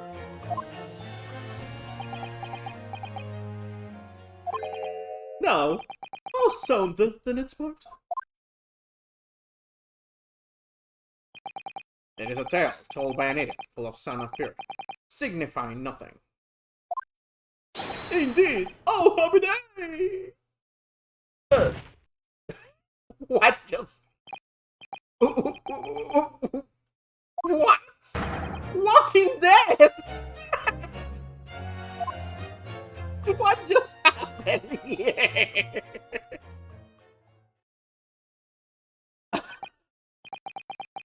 The fella isn't dead at all. What was that nonsense he was saying, though? I think, yes, It was from William Shakespeare Macbeth. Oh my god, Gregson, you reacted, said the line, and then you said the line to him, and then reacted. It's like almost as if you were so shocked that you didn't realize what was going on. Oh my god. It's pure Macbeth. A soliloquy from Act 5, Scene 5. Shakespeare? So it was that the victim, Mr. William Shakespeare, came back to life. If the man had indeed obtained poison, it transpired that it hadn't killed him. He was taken by emergency carriage to a nearby hospital for treatment, and Inspector Gregson evicted us from the scene of the crime, whatever that now was.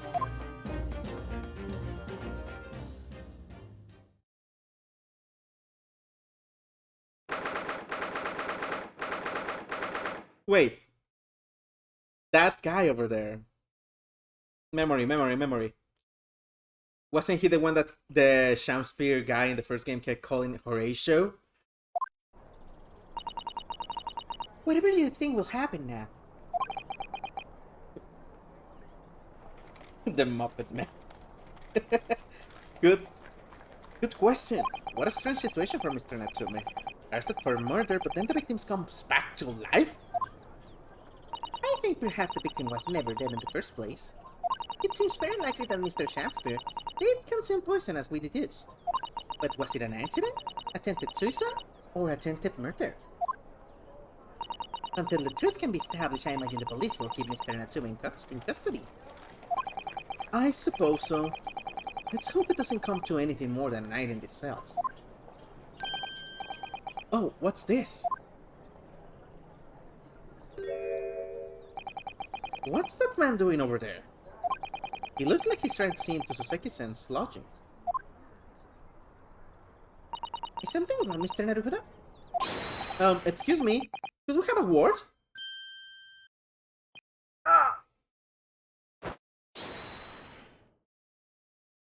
And he's gone. Just ran off. I felt sure that I've seen that man somewhere before. Where was it? I did too, but I don't remember. Yesterday. You actually had a small conversation with Stu.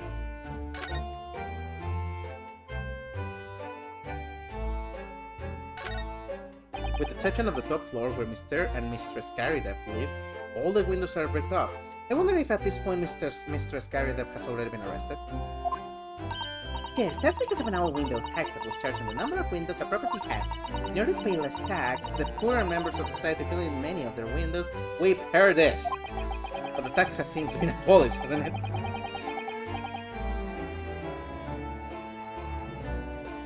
That's a good point now to think about it. They actually animated something, but it was not running. But the windows could all have been open again, surely. Chicho! How you doing, man? Unfortunately, it would appear that the residents of this district can afford to pay to have the work done. Yes, that is a sad state of affairs. Especially for people like poor Mr. Natsume, probably will coop up in a windowless room. I suppose it's the price you pay for living in very cheap accommodation. It all seems rather pointless when you put it like that. Door! The Garrideb household and Mr. Natsume's lodgings are in a prominent position over there in the corner. Sometimes when I look at the building, I can't help but feel that it's a bit of slant. It does rather look as though it could collapse in even the smallest earthquake, doesn't it? And it's supposed to be haunted as well? I think it may have a hunch as to why Soseki-san has a hunchback. Actually, when I see this, I really think that this part is actually going to fall down. And what is up with this? There always seems to be a bicycle outside the Garrideb residence. I read that bicycles are extremely popular all over Great Britain at the moment, in fact. That one seems very worked though, especially front wheel. Is that to make it more of a challenge to ride, do you think? God!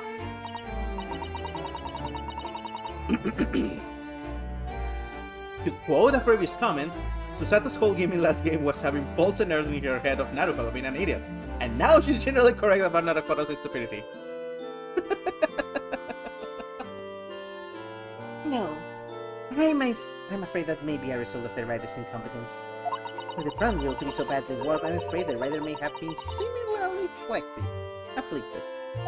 Then there's a good chance Mr. Natsume has been practicing on this bicycle, I think. Oh dear, I'm afraid you may be right. Did they just sink brain damage? London's blanketed in fog again today and the sky is covered in cloud. But if you look carefully in the distance, you can just make out the Crystal Tower being built. Oh, that's right. The Crystal Tower, Jess. Centerpiece of the great exhibition that's to open in 6 months' time. Wait, 6 months? Does it mean that in this game are we finally going to see the great exhibition? Mommy, I want to see the great exhibition. Everyone's talking about the great exhibition of London at the moment, it seems. Especially that kid. Well, it's to be the largest event of its kind anywhere in the world, with technology and scientists from all over. I can't wait for it myself. Do you think visiting students from the Far East like us will be granted entry? The last great exhibition was held in London had more than 6 million visitors, it seems. This time the British are determined to make it an even bigger success, to outdo the Paris Exposition. Oh, that's an incredible number of people. And with so many people expected to attend, we should easily be able to slip in unnoticed. There's always the honest approach of buying tickets at the main entrance, Mr. Naruhodo. God.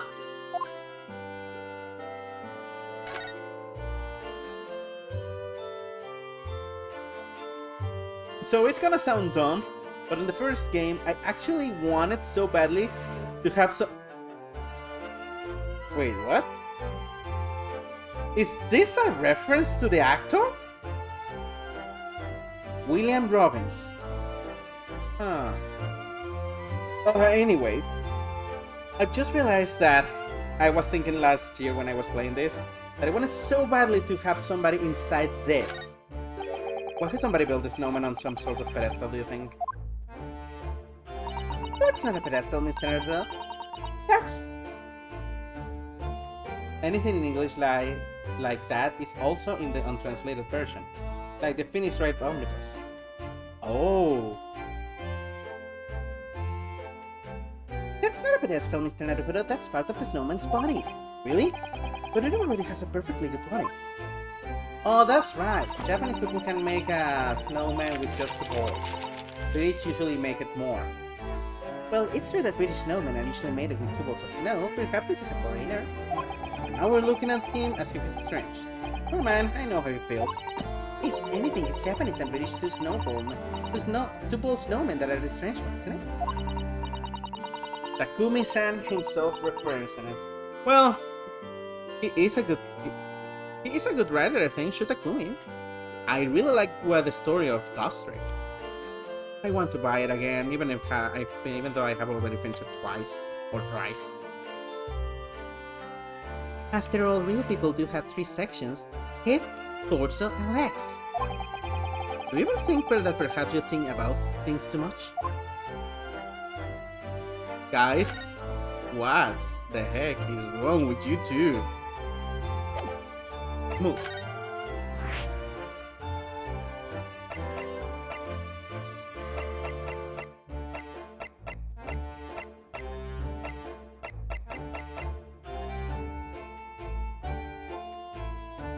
There's a lot of places to visit. Let's see. Whoa, there's nothing here. Oh, because this is the first days.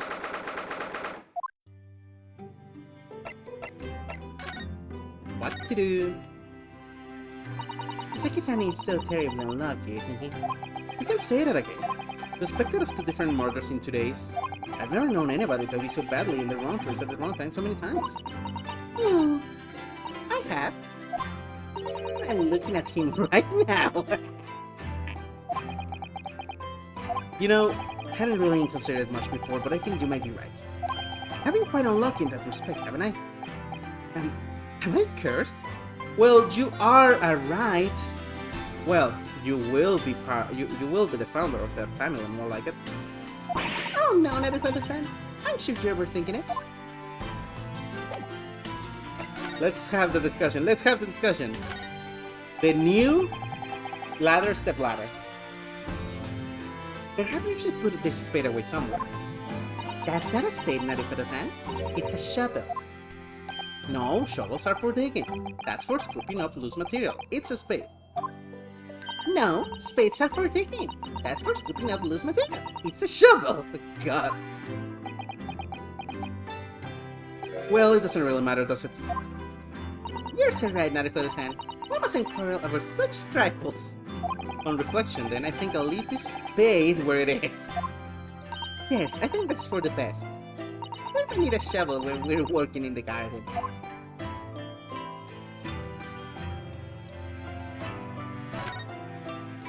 I'm an over-explorer.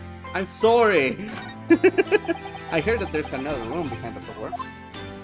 Yes, it's my bedroom, Naruto-san, as you well know. Shall I help you unpack your things? That's very kind, but no thank you. Your luggage looks very heavy. Are you sure I can help you move it? That's very kind, but really, no thank you. A John Mady's private chamber is a place of bittersweet secrets, you know. The only secret I have is the 5-gen banknote hidden on the backside of my Tarumada. I'm trying to remember. How much time did it take between case 3 and 4?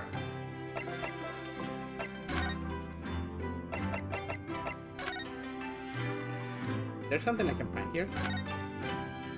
Whoever opened this envelope didn't bother with a letter, opener, or scissors, did they? Yes, whoever opened it was clearly someone with an undefined temperament.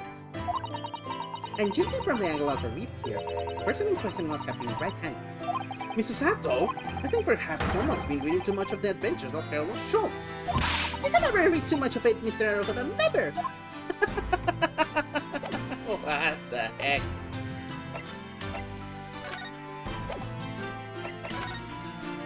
Oh, this is gonna break their hearts. You've been wearing that ever since we are having Great Britain, haven't you? Well, it's what shows that I'm a lawyer, so it seems appropriate. I'm not sure that it really means much in this country at all, I'm afraid. I wouldn't say that. It might not be official, but it looks official. Often when the police stop me, I just show them this and they leave me alone. You're stopped by the police? Often? Well, you know, I'm a suspicious foreigner dressed all in black with a sword at my side. I don't think it's probably the sword that's the main reason. God. Still, it makes me happy to see you wearing it, and the armband. Yes, I made up my mind that I'll carry them always. The symbol of who I am and the sword, Aruma. Okay, been fooling around way too much. Let's go to Gary.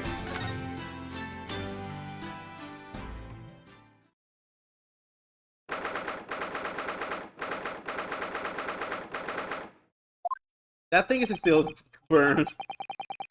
Here we are, the eccentric landlord's eccentric top floor abode. We're here because Mr. Gary, the one who discovered the incident this morning. Don't forget. Oh, hello, Mr. Moon. Ah, you chap, sir. Yes, good morning, sir. Thank you for your cooperation in court yesterday. It was quite a trial. As much for Mr. Gary as anyone, really. Came straight back here after all that business at the Bailey yesterday. Didn't expect to wake up to more bally nonsense this morning. I wonder if you wouldn't mind telling us exactly what happened, Mr. Gary Depp. Yes, I suppose you'd like to know all about that. That lost an actor chap in the ground floor. Those were exactly Inspector Gregson's words, weren't they? You can stand on your own now?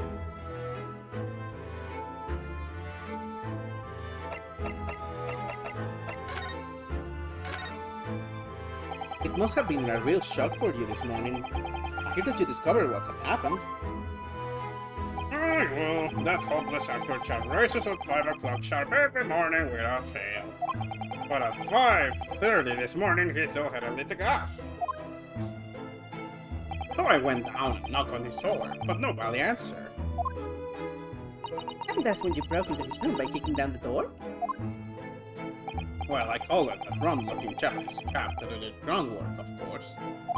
Wasn't it a little premature to kick the door down? The man could just have overslept by half an hour. That's very true, Mr. Naruhodo.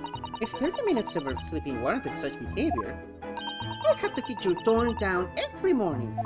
Uh, Well, better to be safe than sorry and all that. is it just me or is he avoiding our case now all of a sudden? Except that it was a sorry situation indeed to be found on the far side of the door.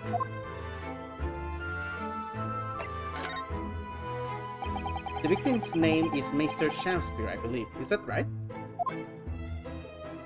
Yes, William Shakespeare. Took the ground floor room 3 months ago. And how would you describe him? In a word, destitute. Whoa! That's brutal. Destitute? Well, let's face it, only redeeming feature of that room is the cheap rent. Anyone wanted to live in a place like that is either broke or has a badly screwed loose. So hard to choose which category Soseki-san would fall into. Mr. Naruhodo, that's a little rude. Ah! I really like that he's thinking it and she can perceive it. He was doing research as well. Research? Into what? Shakespeare, of course. Shakespeare! With a few plays of the old art myself, Romeo and Hamlet and all that. What? Yes, William Shakespeare is England's most highly regarded classical playwright and author.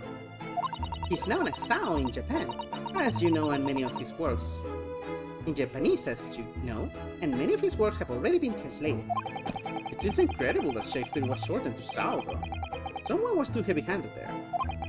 There were a lot of costumes in the victims' rooms, actually, weren't there? Of course, Mr. Natsume is a scholar of English literature as well. Imagine he and Mr. Shakespeare would have had much in common. Shakespeare interpretation disagreement leads to shocking murder. Let's hope it's not that. Mr. Naruhodo, really? How rude!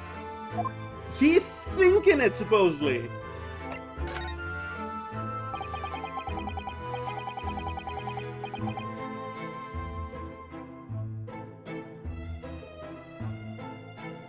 Oh, that is a good point. I kinda have forgotten that when it comes to translation, the game actually loses some kind of meaning. Like, I know that the first murder in the first game had a lot of lines that were clearly English, and they just made them cursive. After Mr. Natsume trial yesterday, you came straight back here, I believe, didn't you? Did you notice anything strange between them and this morning? Well, no, it must have been about 6 in the evening when I came home. Snow was coming down rather heavily, as I remember, and it was completely dark already.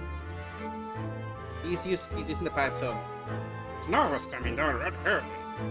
That fell Dr. Chap was out of the town. Mr. Garrett noticed that there was no light from his room or something, I suppose. Couldn't summon the energy for anything much, so I just sat in front of the fire with the hair. It was after 8 before Shakespeare got back. And the chap was up until past 1 in the morning, Suppose he met his end sometime after that. I was asleep by then, so I'm right in the dark there. Well, thank you. That was very illuminating.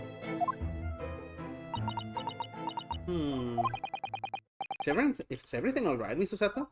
Well, I was just thinking it's a little strange, that's all. Mr. Garrett, you were up here in your room all evening, if I've understood correctly.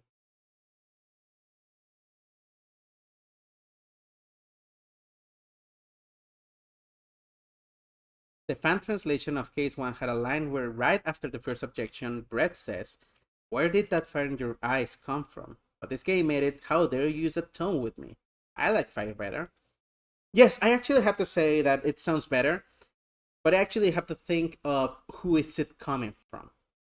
Where did that fire in your eyes come from? Sounds like it would come from somebody that is good. And that is a problem. She's clearly so. I don't think that she would have said that a Japanese man had fire in their eyes. I like fire better, of course, but I don't think that she would say it. Mr. Garibeb, you were up here in your room all evening, if I've understood correctly. Not a big fan of stairs, not with this blasted leg. Then, How did you know everything, right? how is it that you seem to know? I guess, yeah, she called Menimo a caveman, and the whole country of Japan a bunch of monkeys, and I have the feeling that if this was translated in order to use slurs, she would use a certain three-letter word. Then how is it that you seem to know? The precise movements of your tenants on the ground floor, I mean. And oh god, I thought that he was gonna fall down. That's a very good point. I can't imagine that you could hear noises from the ground floor all the way up here. Does this old man like to spank his tenants? Is that it? We already established this about them describing Natsume. I say, I know what you're thinking. It's probably outrage. I'm ex-military, don't you know? Don't go around spying on my tenants. Why would I? Then how did you know, Mr. Garibeb? It's the gas woman. The gas tells me everything. The gas?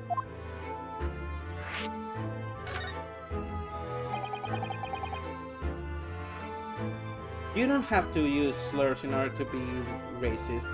You just have to be demeaning people out of where they are from or how they look. So Red was incredibly racist and of course having her dead is supposed to be taken as a tragedy. But it's definitely a loss that none of the main characters are going to regret. He was so hateable. What on earth do you mean, sir? How can the gas tell you anything? They don't own everything. Well, that's your problem. Where the gas is supplied to the building by pipes. Yes, I'd more or less worked that out. Every room in the building is connected by a single pipe to the gas main outside. And the gas company supplies gas to properties via this main. Yes, I understand that too. Let me see if I can explain. Let's say it was to light the gas lamps up here. What do you suppose would happen? Well, obviously the room would get brighter. Exactly, but at the same time, the lights in all the other rooms on the house would dim for a moment. Oh, because they share it. What? They dim? Why? Perhaps it's best because when you light a gas lamp, it briefly uses more gas than usual, and that reduces the amount of gas in the pipe for the other lamps that are connected to it. That might explain why the other lamps dim momentarily, Mightn't it? How did you pronounce that? Yes, of course, because everything connected to a single supply pipe. Is that supposed to happen though? It sounds rather undesirable. Yeah, I'm pretty sure that this is actually badly installed. They are very poor.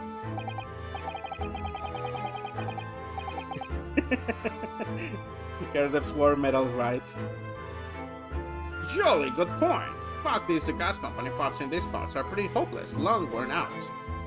And barely got any gas in them to start with. Opposite also true, of course. Extinguish the lamps up here and they'll not, and they grow bad in the rest of the house.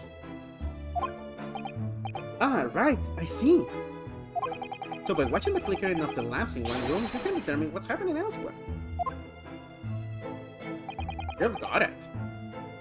I mean, Mr. Garrett just would be able to tell if somebody's using the lamps, but if he's the one on the top of the building, it wouldn't. He would have to. He would be able to know if one of them is using the lamp, but not exactly who of them. It could be just Natsume, or it could be just Shamspear, and he would just know one of these two guys is using gas. Oh, of course, because when people come back home in the evening and before they go to sleep at night, what they're guaranteed to do is either light or put out their lamps and fires. Clever. In point of fact, the room on the ground floor and the one above it use slightly different amounts of gas. Oh, okay. By watching the scene here closely, I can work out almost exactly what's going on in the whole house. Gosh! That's fascinating, Mr. Garrett. Absolutely fascinating. Actually, yeah. If he can distinguish them, that's very cool. Oh well, nothing to it really.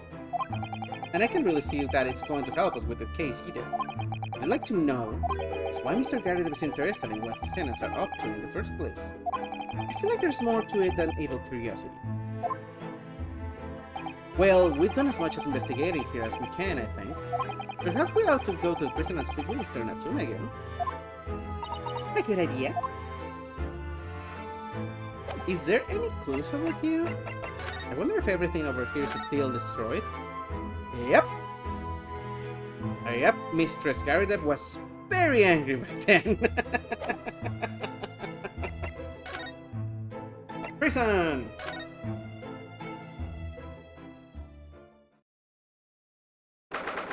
God, it's so sad. Look, Mr. Naruhodo.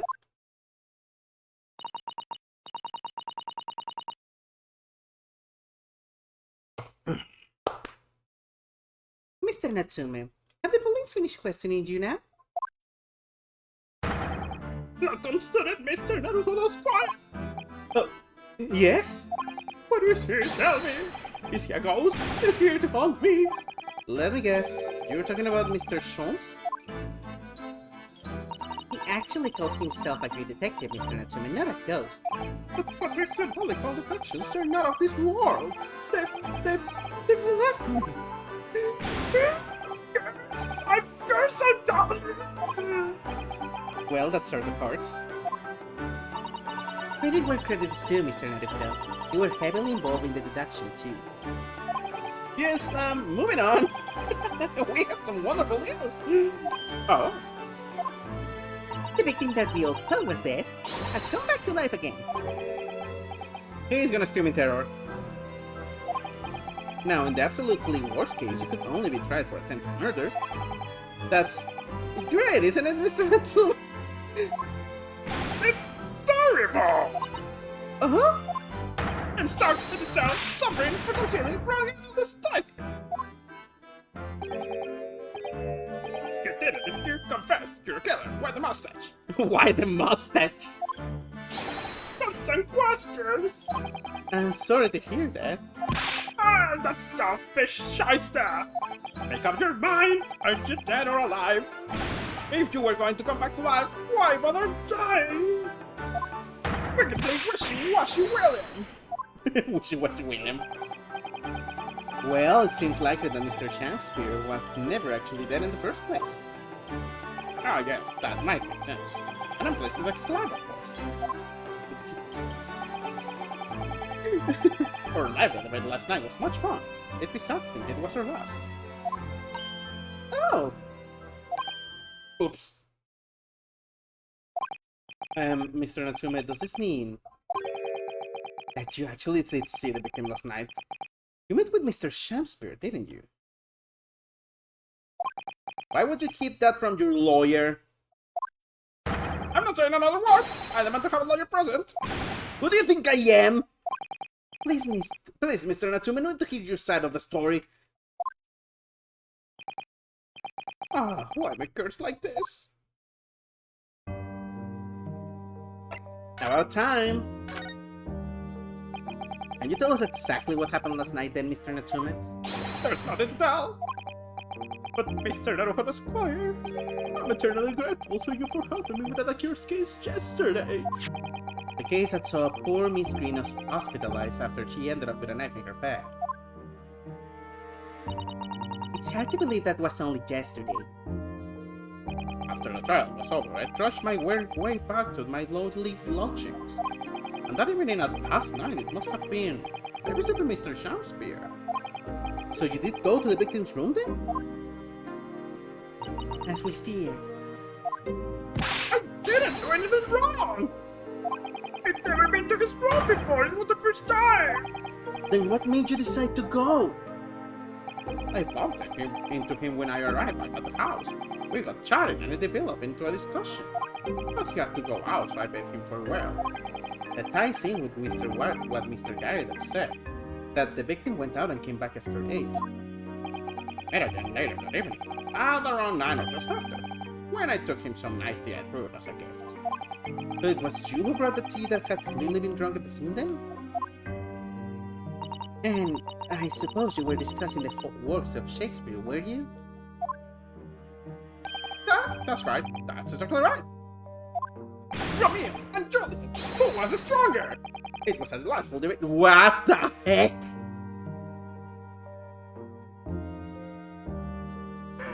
They were discussing power levels in a freaking Shakespeare novel?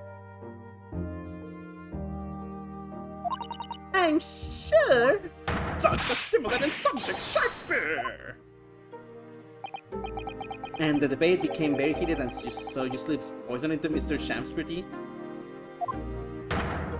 No, not at all. Can Romeo beat Coco?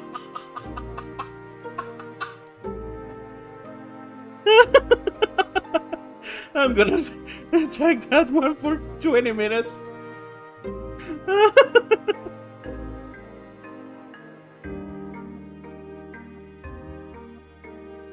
Oh my god. Even Juliet thought that was me, and when I left his room, the flamboyant fellow was fighting fit, I swear it, categorically. What? Mr. Natsume, you often say... Wait. Mr. Natsume, you often say the same thing about yourself. I've noticed that you have a cursed existence. I'm sure I've mentioned this to you before, but I've been here in Great Britain for a year now, and in the time I've learned that it's no place for me. I seem to remember that in real life, Soseki Natsume, the real author, went to Britain and hated Britain. Like, he really did never get well with the country at all. It can be very trying to live in a foreign land and adapt to the ways of another culture. There are foreigners everywhere I look, and they all stare at me, they all laugh. That's the impression I get whenever I go out.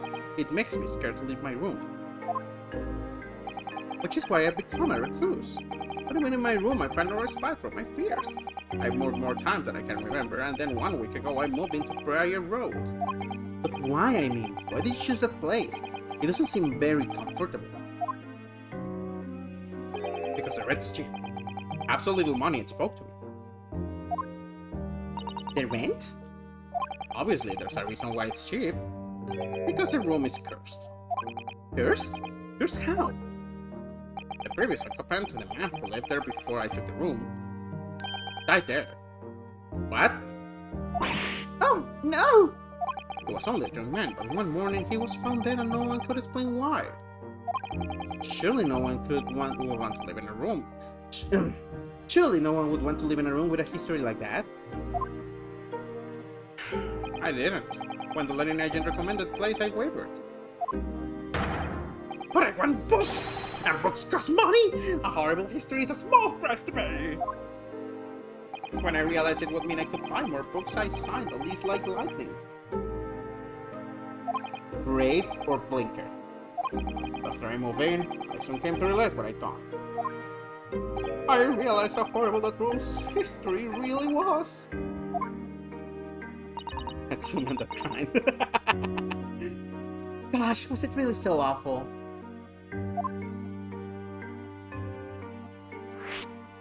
Horrible history.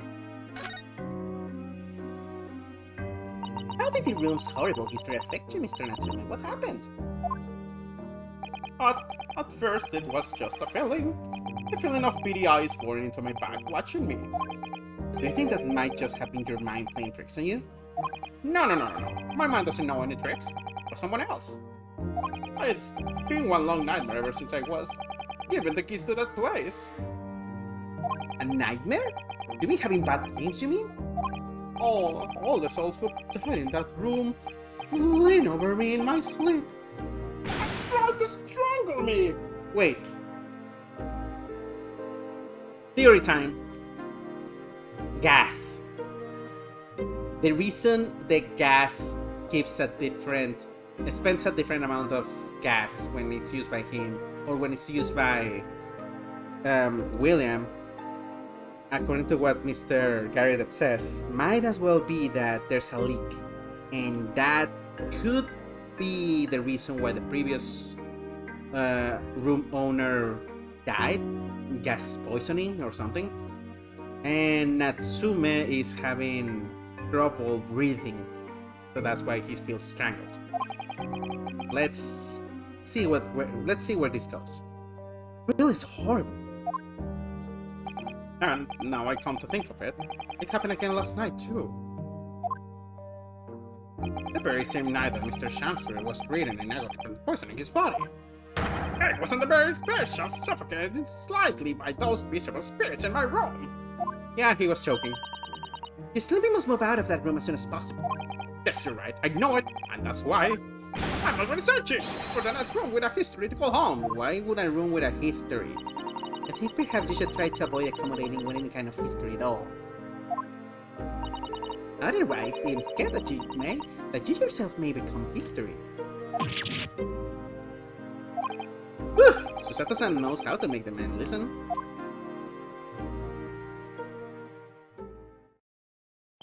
Of course, Mr. Lord of the Manor is worried about the curse on my room as well. You mean Mr. Garrett? Yes, he knows that if people keep dying there, he'll never be able to rent it out again. Fix the gas leak! Well, that's true. I, for one, wouldn't go near the blaze. Perhaps. That may explain why the landlord pays so much attention to the gas lamps and his tenants' movements. You mean because he's worried about their well-being? He does seem to have an unusually keen interest in the amount of gas in the pipes. There must be a reason why he keeps such close tabs on the occupants of his lead rooms. What do you mean he pays so much attention to the gas lamps? Oh dear! No, it's nothing to do with you, Mr. Hudson. Please forget I said anything. Oh, now you're talking about me behind my back as well.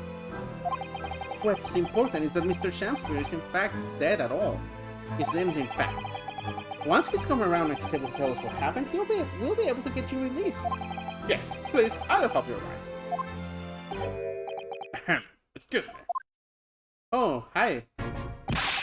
Hi, Gregson. Inspector Gregson. I couldn't help overhearing what you said. And on that note, I have some good news and some bad. He regained conscience, but also accused, right? Oh, don't you want to know one first? Always, every time, the bad news comes first. And hope is all you have. Hold on to it. That's my guiding principle.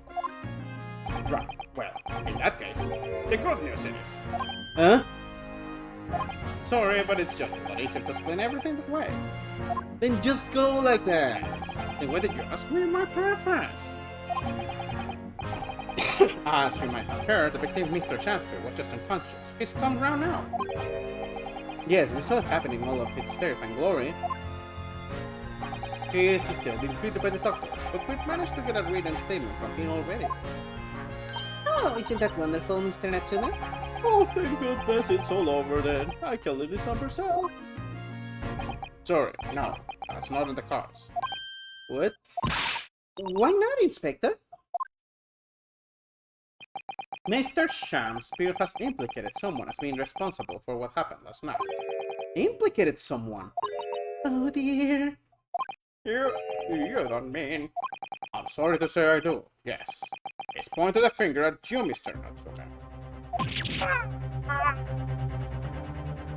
By sweet poison did he seek to end my life. That wicked caitiff, Soseki Natsume. No! I'm afraid you'll be appearing in court as planned. They wanted to make the necessary preparations.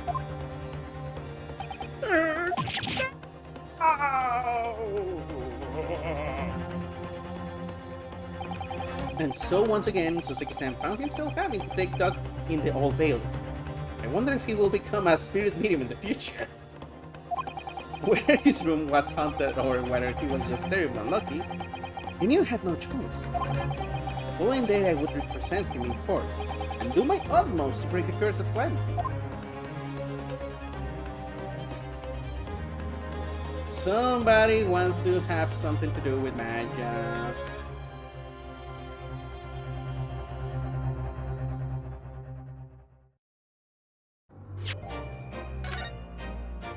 God, it's been so long!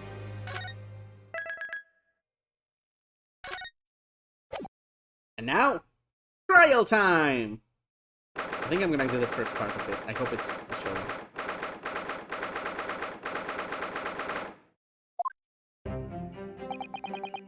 The Old Bailey. This place always makes me feel strange. I tend to get chills down my spine and break out in a nervous sweat all at the same time. Well, I didn't think I'd be back here so soon. That's my line! Good morning! Oh, good morning, Mr. Natsume. It was only 2 days ago that I was declared not guilty here. Yes, we somehow managed to prove he didn't stab Miss Green in the back. But now this! Another morning, another murder! And here I am again in this hellhole! Can't keep coming to court! And I'm beginning to think he's right. It really does seem as though he's cursed. Mr. Narukuro, I'm afraid I have bad news. Oh. Mr. Natsume, good morning. Yes, morning. So here we are again. Yes, again.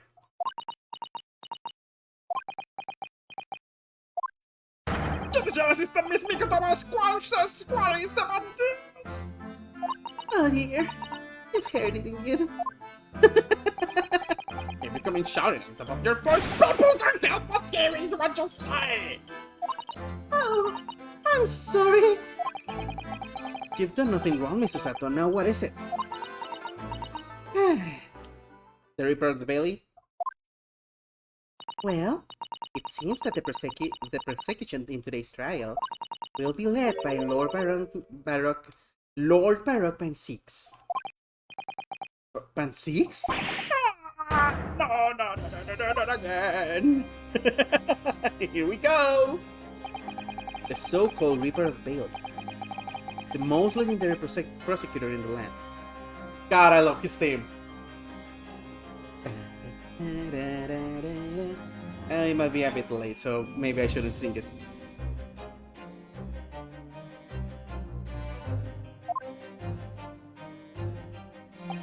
In the trial 2 days ago, he pursued Soseki-san and I relentlessly.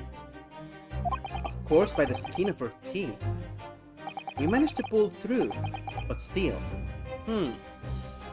I am starting to try to remember. Was he already... Had he already gained respect for Naruhodo by this case, or did he start gaining it in the final one? Basically, I don't know if he's gonna be super racist still. Very sure he's gonna be super racist. It's been 6. Of course, by the skin of our teeth, we managed to pull through, but still... Perhaps Mr. Natsume's acquittal in the last trial wasn't the end of the matter after all. Yes, I know what you're thinking. The legend of the Reaper that says, nothing can save a person in the dock when Lord Band 6 is the prosecutor. Oh no! I actually do the same. A lot of the music from The Great Ace Attorney, and to be quite fair, the Ace Attorney in general, is very good for focusing at the office. In particular, I like Closing Argument, the one that is for convincing the jury of your opinion. Oh no! That even if that person is found not guilty, the accused will meet a mysterious end one way or another. And we've experienced it firsthand. God, that's this one. Man who successfully defended met the most terrifying end after his acquittal, right here in the Old Bailey. And at this point, they didn't know who had killed him. That's right.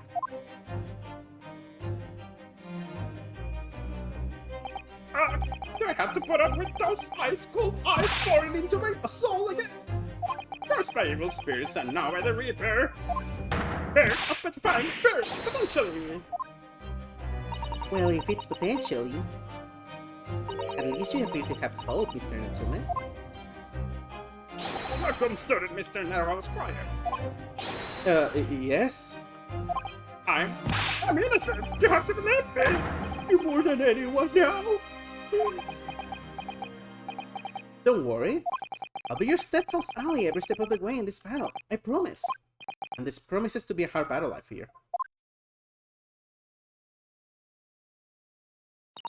Well, the trial is scheduled to begin shortly. We should move into the courtroom. Let's go! Oh yes, I forgot to say. I'm afraid he won't be able to make it. Mr. Jones, I mean. That's probably for the best. Oh? If he were here, I might be tempted to rely on his health. And that could be seen as a weakness. If Lord Van Six were to notice, I'd prey on it mercilessly. At least that's my gut feeling. Mr. Naruto. You're right. Yes, you're so right. Oh, well said, Lacunar student Naruto Squire. Well said. I swear on this sword at my side, and on the spirit of Kazuma that it harbors. I'll show him what a Japanese lawyer can do. I'll set you free with honor. Yes. Honor with a U. This clearly was translated in Great Britain. Or Australia, I guess.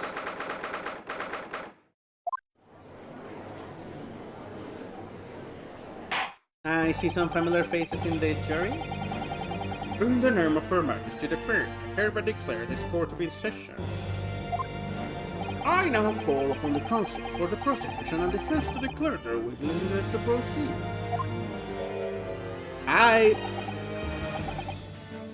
The prosecution is ready. The defense is ready, my lord. Readiness for the trial, my learned Nipponese friend. Not what the defense needs. What you need is readiness for your inevitable defeat.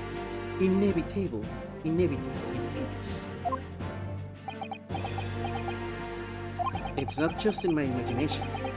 It's really there.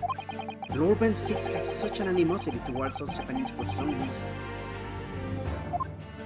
I am racist. That's all. It was some time ago now that he first became known as the Reaper Bailey, I believe. These past few years he hasn't appeared in court at all. Yet now he's back in the courtroom, and for some reason, only when I'm defending. This Reaper with his curious disdain for us Japanese is a prosecutor shrouded in a mystery. Still, this isn't the time to be pondering that. I have to concentrate on Soseki-san's trial. Further, I now call upon the 6 ladies and gentlemen of the jury. You have been chosen at random to represent the will of the people in this trial. Are you ready to fulfill your duty?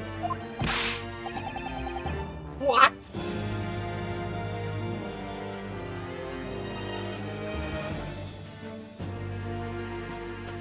Bruce, what are you doing here?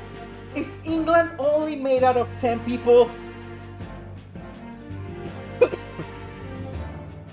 Absolutely. I had a feeling this Lion King was an innocent before. I must say that I feel especially ruthless on days when I'm back. If you just sit tight. Oh, well, I rather like how you're wearing your hat. I think the ruthlessness look is very fetching, actually. Oh my god, that's a new one. I need to be somewhere at 10 o'clock. I have a very important meeting. Let's make this quick. I couldn't agree more. I need to take home 5 bob tonight or the missus gonna well go through the roof. Oh, may the Lord show us all the light here, and let his flow to the righteous verdict. The British jury system is so very different from our own, isn't it? It's quite extraordinary to think that the power of judgment is in the hands of 6 members of the public.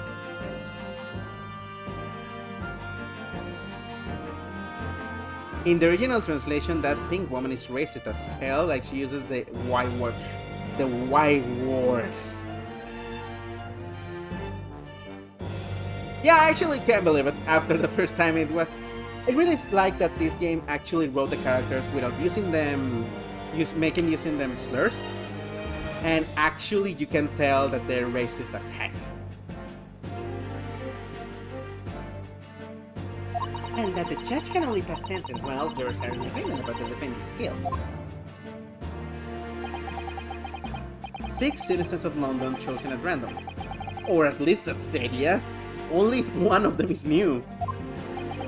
The prosecution will draw attention to the fact that the accused was on trial here but 2 days ago. Accordingly, where possible, the same jurors have been asked to return for duty today. Oh, really? So this was actually intentional. Well, that actually explains quite a lot. The reason why she is not one of the old jurors is because the old juror that was in her position was Mistress Garridev. Very well, let us commence the trial. Lord Van Six, your opening statement, please. Ladies and gentlemen of the jury, it is not the intent of the prosecution to cast doubt over your past decision. However, the innocent verdict afforded to this eccentric Nipponese before has had dire consequences. Did the accused repent for his wrongdoing in that affair? Far from it. Instead, he used his freedom to perpetrate a most blood-curdling crime, namely that of the attempted murder of his neighboring lodger, an innocent Englishman. To explain the circumstances of the crime, the prosecution calls its first witness to the stand. The cape is gone. That is fast. The detective responsible for investigating the scene and the accused himself.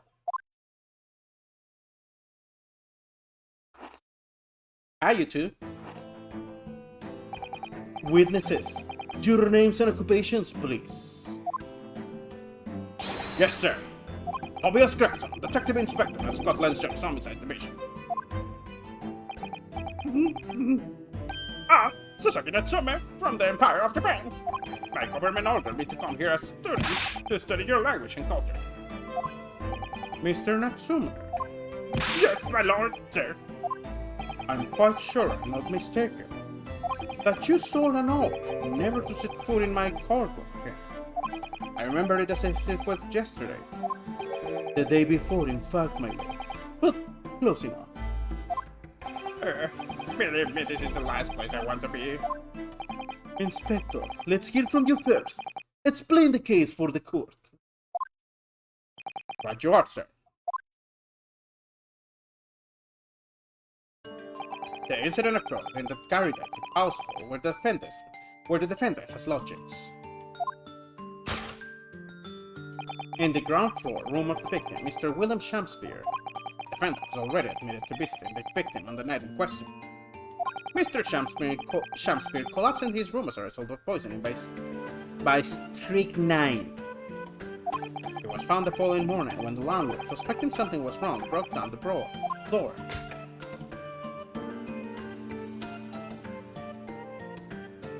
This means I presume that the door to the victim's room was locked at the time of the incident? Correct, my lord. It was locked from the inside, making entry to or exit from the room impossible. Also, the victim, Mr. Shakespeare, lived to tell the tale. He very nearly did it. I was halfway to heaven when we first found him. I was the first officer on the scene, my lord. And I have a photographic print here that I took at the time to show how it looked. Yes, a chilling scene indeed. The man looks very much deceased.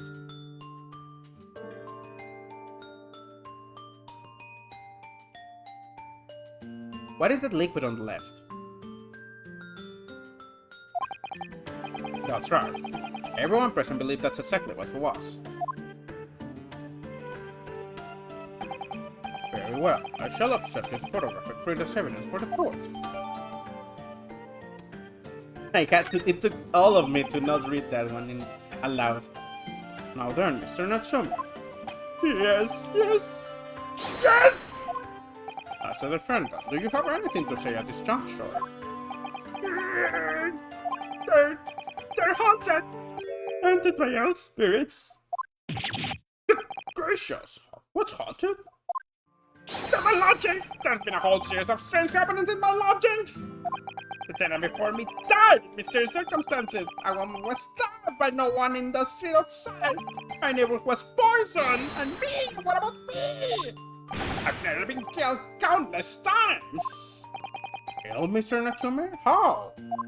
Even on the fateful night it happened, when I returned from Shakespeare's room, I lit my gas stove and climbed into bed. But for long, the stove went out, and somebody tried to kill me. You must always extinguish all fires before retiring for the night, Mr. Natsume. But it's so cold! Byron, it knows what freeze. The point is I didn't poison my neighbor. Oh, why am I being accused of this? Why is my existence so cursed?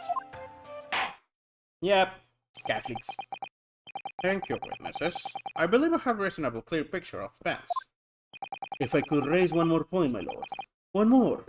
Conclusive point. Conclusive? Go on. Fortunately, the victim, Mr. Shakespeare, has regained consciousness after his ordeal, and he has named the true culprit. The poison consumed by the victim was administered in a cup of tea that he drank on the night in question. Tea, my lord, that was brought to the victim's room by the accused. The accused? Good grief! Order! Order! Yes, that's the crux of this whole case. If Soseki-san is innocent, then why has the victim accused him? Well, Mr. Natsume, what have you said to say this accusation? That evening, yes, I did take some freshly brewed tea with me when I visited Mr. Shakespeare's room as a gift. The public water pumped outside always tasted nice, so I bought bottled water especially to make it. And this is the result! Never will I touch tea again, never! The public pump was frozen, you say? That's not information we've heard before. That will do, thank you. Now, according to our laws, the defense must have the opportunity to cross-examine witnesses at least once. Therefore, I call upon these witnesses now for a formal testimony. I presume the prosecution has no objection? None whatsoever, my lord. Well, good. You will give your account of events on the night in question to the court pronoun now. Yes.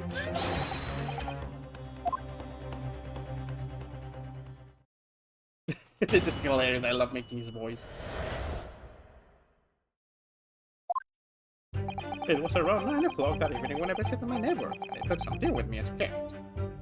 We had a heated literary debate over an ice hot drink, after which I went back to my room at around 11.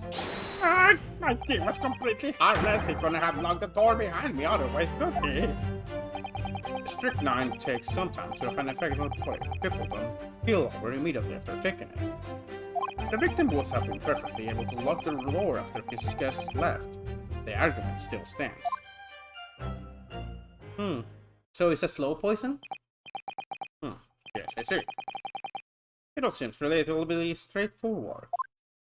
Excuse me, but that testimony does raise one rather crucial point, I think. Mr. Natsume claims his tea to have been harmless. Presumably, though. The teacups have been examined for traces of the poison, haven't they? Why didn't I think of that?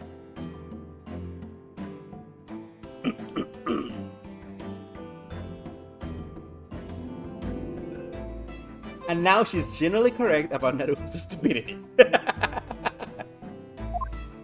Well, as it happens, no. We haven't been able to. Did I hear you correctly, Inspector? Scotland Yard has failed to examine the suspect substance. How could you have overlooked something so important? Isn't that the first thing you should have done? My learned Nipponese friend is falsely incensed. The inspector said Scotland Yard was unable to examine the tea, not that it was overlooked. Unable? Why? It's simple enough. There was none left. But a drop. Someone must have been very thirsty there. With current specific techniques, it's not possible to test for poison under such circumstances. We only need a drop, but that one drop does actually have to exist, funny enough. The lack of examination notwithstanding, it appears nothing other than the tea passed the victim's lips on the night in question. I see. Thank you. The matter is clear. Cast your eyes over the jury, my learned friend.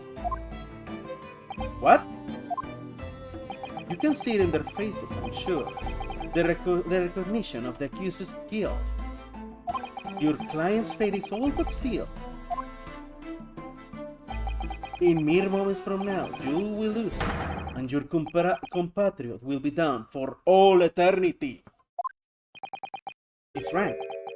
I can feel all 6 of the jurors looking daggers at me. But I can't let them beat me down. I won't!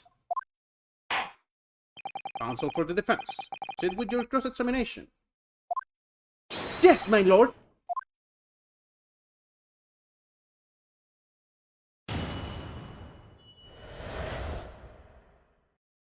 Woohoo!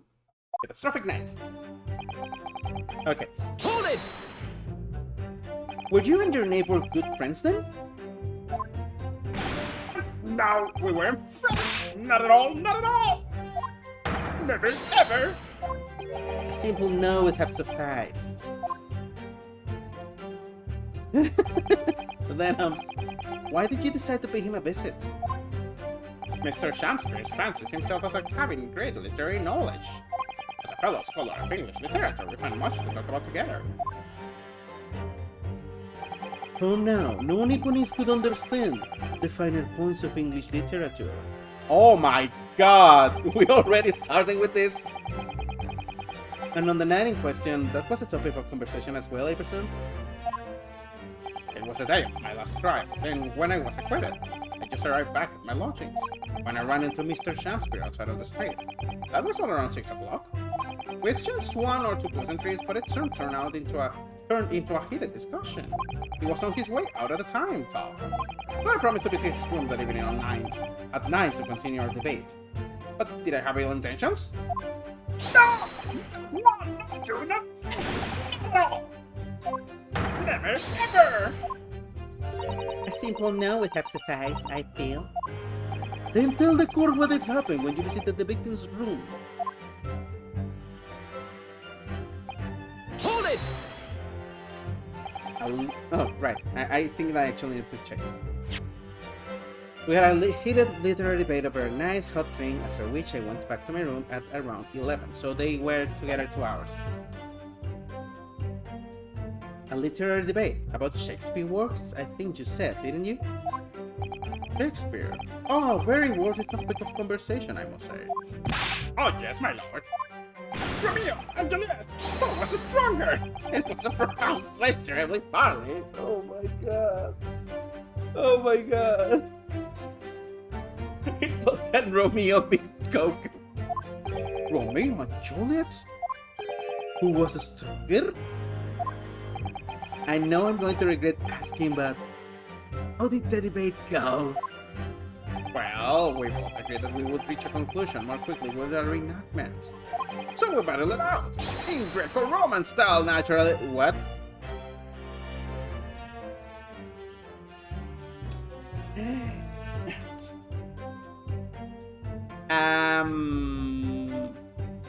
Let's keep going. What? Mr. Shamspeare had all sorts of custom in his room for just such a contest. So when you say a reenactment, you mean you were actually gusting? And then they fought Greco-Roman style? He as Romeo and I as Juliet, after a vigorous wild tussle. I as Juliet came out on top. A victory I'll cherish forever! I dare not imagine the terrible scene of carnage. The fact remains. The fact remains that it was you who prepared the tea and took it to the victim, correct? Mm-hmm. I boiled the water in my room and made a pot to take with me. I'd heard that he was too poor to have tea himself, you see. It's true, there was no sign of any tea leaves in the man's room. I wanted to do something nice, to be friendly. To us, everybody looked at me with such suspicion.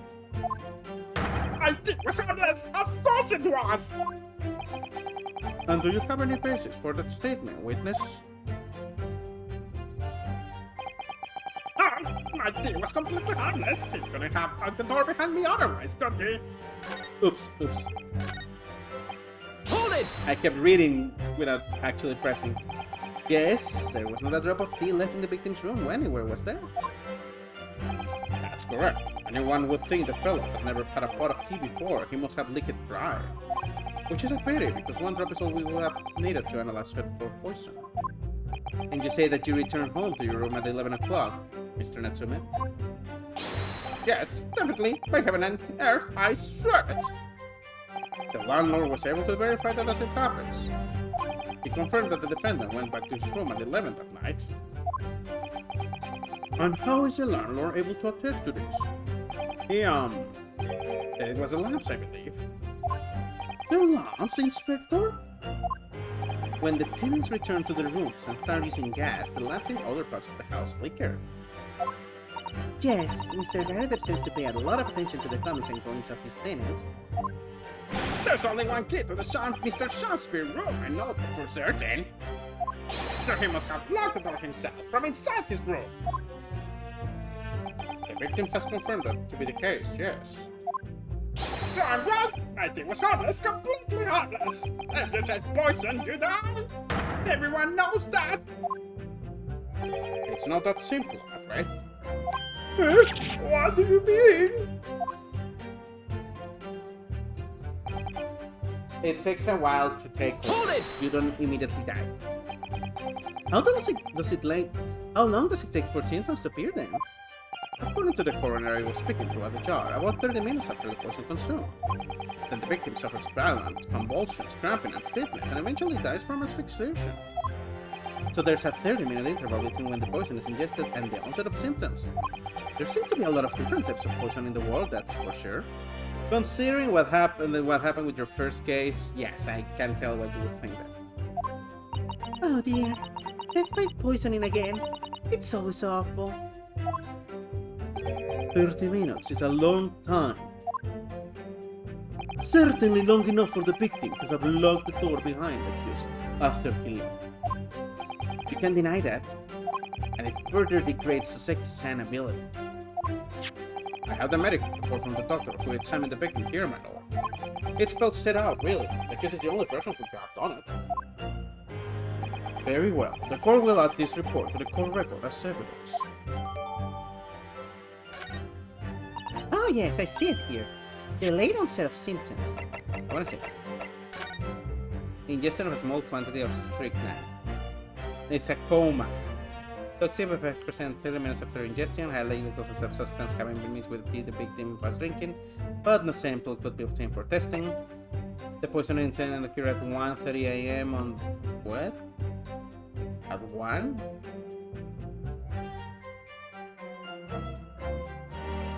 Occurred at around 1:30 on February 21st.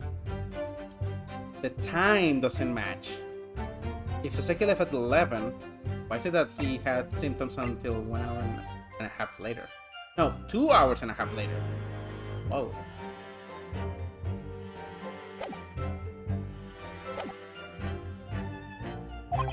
Great. The victim would have been perfectly able to lock the door after his guest left. The argument still stands. Hold it! The argument still stands, you say? This is what Mr. Natsume has been saying, isn't it? A pair of them drank tea together that night, so if there was poison in it, the victim wouldn't have been able to lock the door after the accused later left later on. Exactly! Me and my tea are innocent! Sweet and innocent, I tell ya! I'm afraid, sir, that doesn't follow. You see, strychnine is a slow-acting poison. In other words, it takes time for symptoms to appear. So you could have left the room up to 30 minutes after the victim drank his tea. And as long as you did that, Mr. Shakespeare could have locked the door after it had begun. But no! He drank tea the tree straight away! The battle over whether Romeo and Juliet was stronger than came after the tea. Wait, what? Do you have any evidence to support your statement? In my great homeland, the Empire of Japan, we have a saying. Bring tea while it's hot! Sure, a paper will satisfy the prosecution. Right, there's no conclusive proof to support the defendant's assertion. On the contrary, there are sufficient grounds to infer his guilt in this matter. No! I already found an issue. That's their testimony, is it? If I could voice a personal opinion, Mr. Naruhodo. Of course, go ahead. Mr. Natsume is arguing for his innocence so adamantly and so persistently.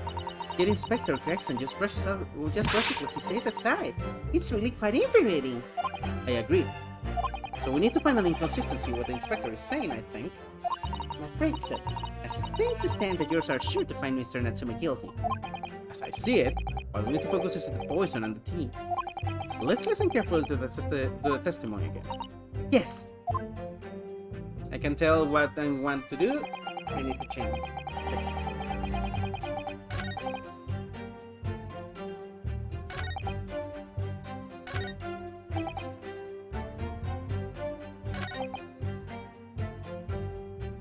This one. Objection! Objection! The argument still stands, you say? I think not, Inspector. Again? I think you'll find that you've overlooked a very significant chronological inconsistency here. Ah, what? What are you on about? According to this report, the victim must have consumed the poison at around 1:30 in the morning. Yet, the defendant, Mr. Natsume, left the victim's room at 11. Yes, that's right. There's more than 2 hours of missing time there.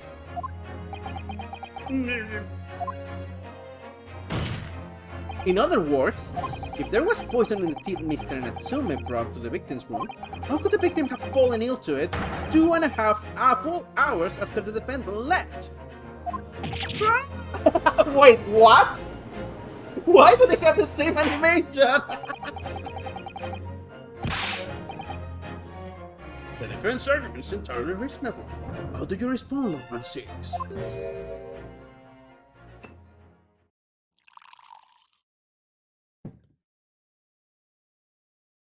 Is he gonna break it? Is he gonna throw it? Pray forgive the discourtesy.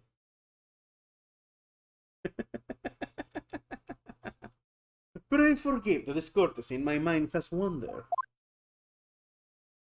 I was considering what cuisine would best complement the contents of my hollow chalice this luncheon. How could it have happened, you ask? Oh, he broke it. I do hate to shatter illusions, but my Nipponese friend appears to be chasing a phantom idea.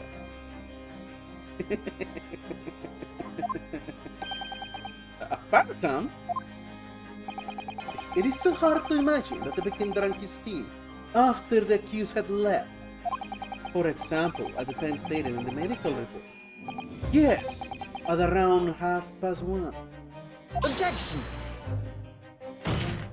Mr. Natsume brought the tea with him to drink together with his neighbor.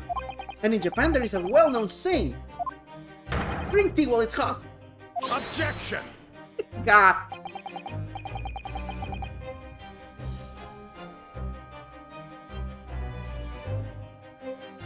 He may be racist, but he's so cool anyway. And in my country, there is even a more apt saying. There is nothing more refreshing than cold tea. Oh. The point is, if there was such a long gap, there may be other ways to explain how the victim came to be poisoned, other possibilities. What sort of possibilities, Counsel?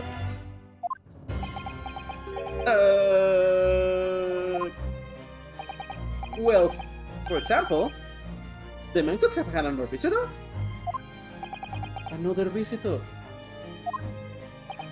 That's a very bold assertion, my learned friend. From someone who has nothing to substantiate. Or the victim could have taken the poison of his own volition. To suggest this may have been a suicide, counsel. Objection! Mr. Shakespeare has categorically denied suicide. The idea can and must be discounted. Objection! He's losing the grip. But he could be lying.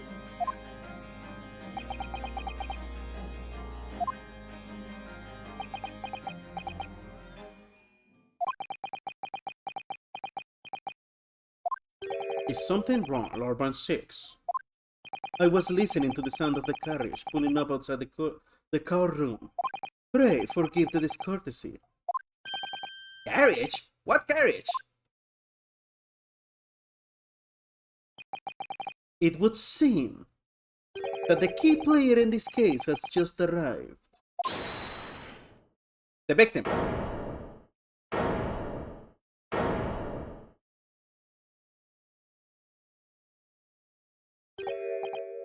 Out, brief candle lives but I walk in shadow. They both drink from Western vessels, pouring fuse hot drinks. A poor player that struts and freed his hour upon the stage and then is heard no more.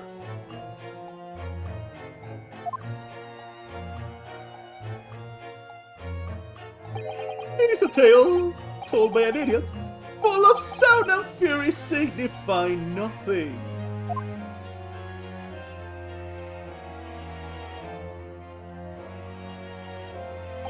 Who, sir, are you? William Shakespeare, my lord. Alas, was I undone by these bitter events. I am the victim. What? What's he doing here?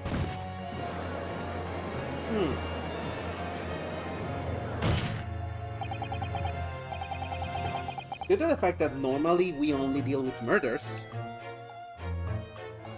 we have just been able to interrogate a victim themselves twice. Once here, and once in Spirit of Justice. The prosecution seeks to call this gentleman to the stand. With his testimony, my learned friend futile resistance will be utterly crushed. You're calling him as a witness? Very well, counsel. I grant your request with interest. I am curious to discover what the court shall hear from the victim himself.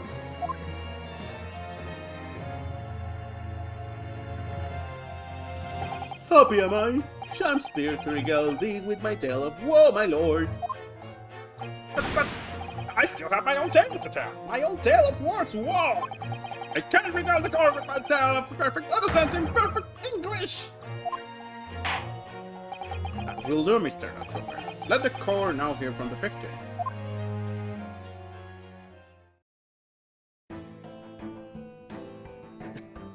Wait, what is that guy doing here? Alright, so that's Mr. Shakespeare. But who's that other man beside him? Is that Popeye? The sailor man? Yes. I think I feel sure that we've caught a glimpse of that man before. State your names and occupations for the court, please, witnesses. A writer of words so sweet they do scent the breeze, an inventor of ideas so profound they compose the earth.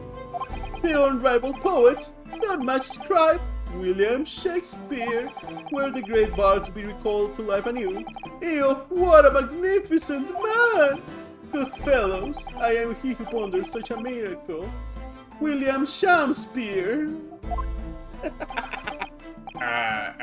name's Matterman. Adron B. Matter. Adron B. Matterman. Adron B. Matterman. Adron B. No. Adron B. Matterman? Well, he clearly has something to do with the gas. Yeah, I'm just trying to check and understand the first part of the name. But yeah, it's clearly the Matter Man. My name's Matterman. Adron B. Matterman. I work for the Alta Muscats Company, East End Branch Office. Ah, I remember now. It was yesterday on Bryan Road. Oh yes, she's right, it's him. Oh? Oh, what's this? What's that man doing over there? He looks like he's trying to see into Soseki's lodgings. Is something wrong, Mr. Naruhara? Excuse me. Do we have a ward? Ah!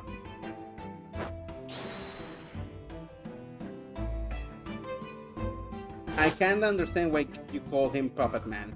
The mouth of that, the jaw of that moves as if it was.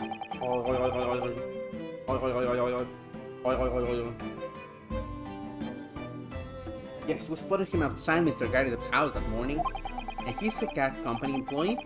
What does he have to do with this case? So, Mr. William Shakespeare, you are the victim in this miserable affair, correct? Oh heaven, oh hell! Do you command me to remember? That sweet poison that did cross me and make cross mine innocent lips! God, that face! I subpoenaed him for the trial, with his doctor's permission, naturally. Hearing the testimony of the aggrieved will remove any room for doubt from the juror's mind, I'm sure. Behold, you will have all interlineation letters of my name to see what is. That's. Miss Seraph. An angel indeed. Oh my god. Miss Seraph. Oh my god, he's right. Must be a noble of mind and sweet of nature and verily honest of heart, as all heavenly angels be. Because there isn't a less contrived meaning in your name. Nope, not at all. I need that picture. It feels as if he's destroyed the fourth wall with this. The jurors seem to be very moved by this man, I'm afraid. They're actually taking this Seraph anagram idea seriously? Oh, wait, no, it was him. Thank you, witness, for your illuminating introductions. But, my lord, what's the man next to Mr. Shakespeare doing here? The gasman, I mean. Ah, what, me? Well, now. Allow me to enlighten my learned friend. You recall, I presume, your earlier impertinence, when you suggested that the victim had another visitor to his room on the night in question. And moreover, that the victim is a compulsive liar. What? No, I did not quite say like that. This young chin stroker here is here to controvert your wild claims conclusively.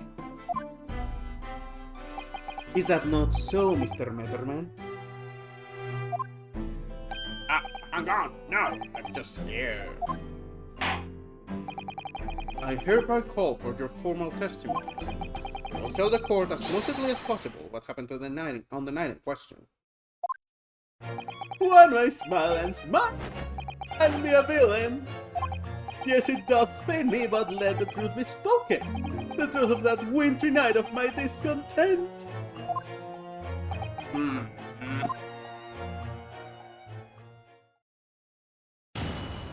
Let's check this out. The snow lay about. My neighbor did cometh into the evening, bearing a gift of tea. But merry, bitter was his drink, and when he left, I did fall prostrate at my table. Was the tea alone that passed my little late hour, not else? I was outside the block's window on the freezing cold all night, keeping an eye on his room. No one else visited his room but that short little round-backed eastern fella. Wait, why? What did you say? You were keeping an eye on Mr. Shakespeare's room all night? That's right. Towards the block's window is all but blocked up, isn't it? But there's a little gap in the bricks where you can see into the room. So I spent the night trying to keep my teeth from chattering as I peered in through that. The question is, sir, why? That's because he's on my list. What a piece of work is a man! There wherefore was thou not staring in wonderment? What are you talking about? This buzzing buddy hath not part in his play. I pray thee pay him no heed, make no more ado about his tedious words.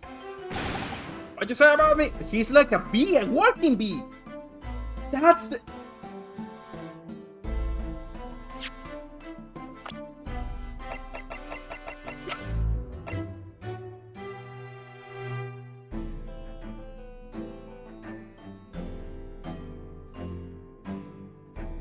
Atron.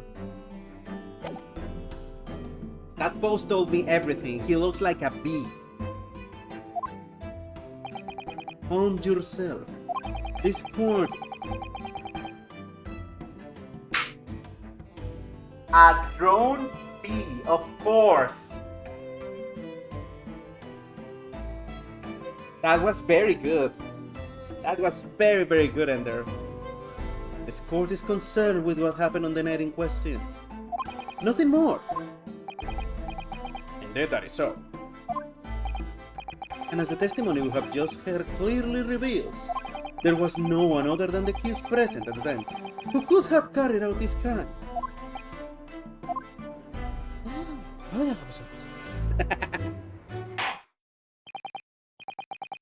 Well, I believe this may be the final testimony of the trial. Now, counsel, the defense may proceed with the cross-examination. Yes, my lord. A drone bee. Matterman.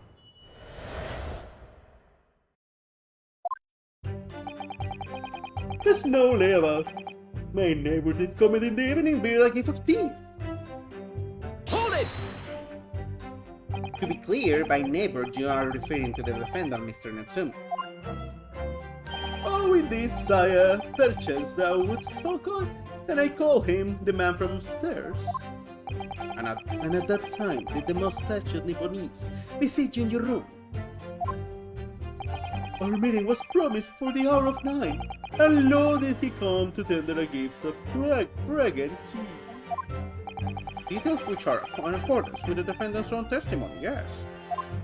And we were embroiled in such a literary debate as history had not seen before. By which I presume he means... a discussion about who was the stronger, Romeo or Juliet. Oh my god. I, Shakespeare, did play the part of the young Romeo, whilst my neighbor played the fair Juliet. Each of us dressed as would our characters be to bring weight upon a merry experiment. I dare not imagine the scene. Brilliantly, thy name is woman. Canst thou imagine how dismayed I was? Yes, I had heard of the Esther out of Jiu-Jitsu, but... never did I dream it would be skill practiced by the comely maiden. Juliet beat Romeo up? This is not helping our case. I believe the court has heard enough about your earth-shattering literary debates. Perhaps you could reiterate your statement about the tea that the accused brought to your room. Alicia, I am thy servant. Gladly I would do thy bidding. But Mary, bitter was his dream. When he left, I did fall prostrate on my table. Hold it! Let me stop you there. Mr. Natsume left your room at 11 o'clock, but it wasn't until after 2 that the poison made you collapse. That amounts to more than 3 hours of missing time. What am I saying? If the defendant had really put the poison into your tea, that 3-hour window of time is something you're going to have to explain. Gladly. This is an easy task. What? I did drink of the tea not while my guest did carry, but after he took leave of me. Faith to us the stone cold, but at 1 hour past midnight, barely were my lips parched. Objection! That doesn't sound normal.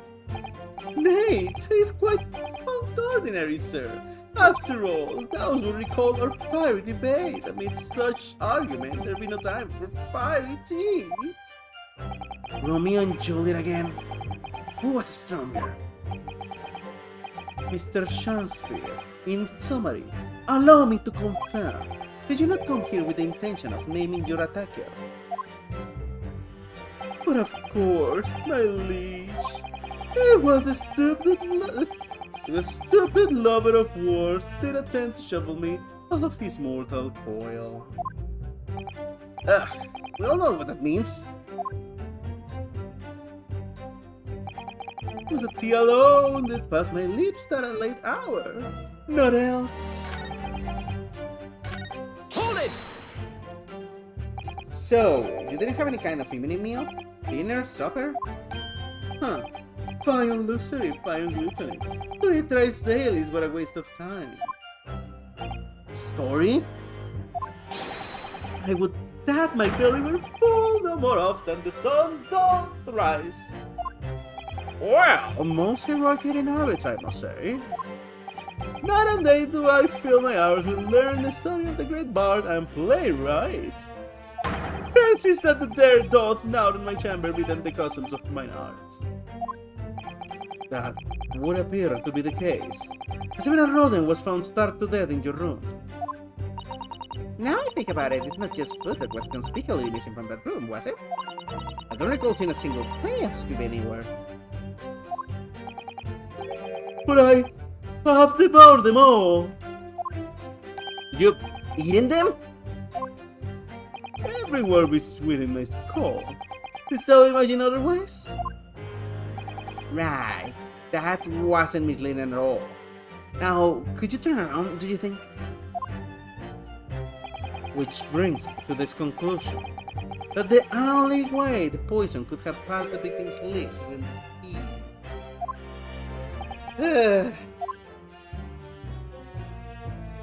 I was outside this bloke's window in the freezing cold all night keeping an eye on his room. Hold it! He owes you money, don't you?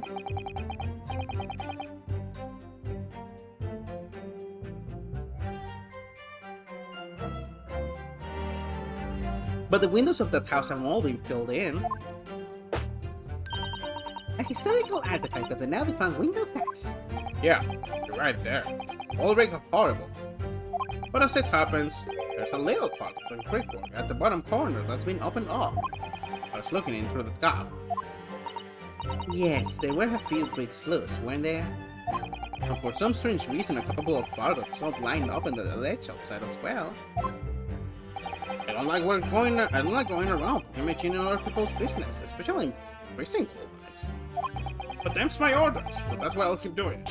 As long as there's a breath in my body.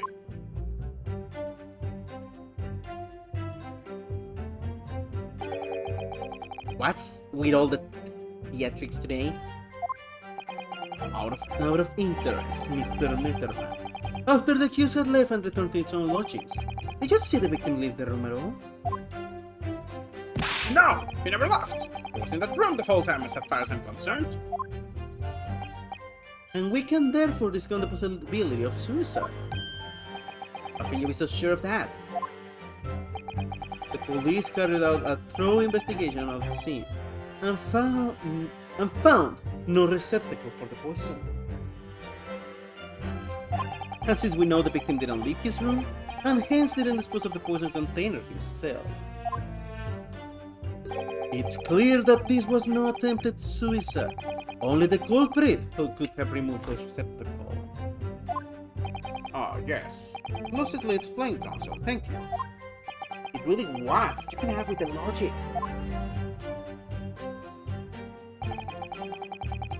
No one else visited his room but a sheer lark, a stern fella. Hold it!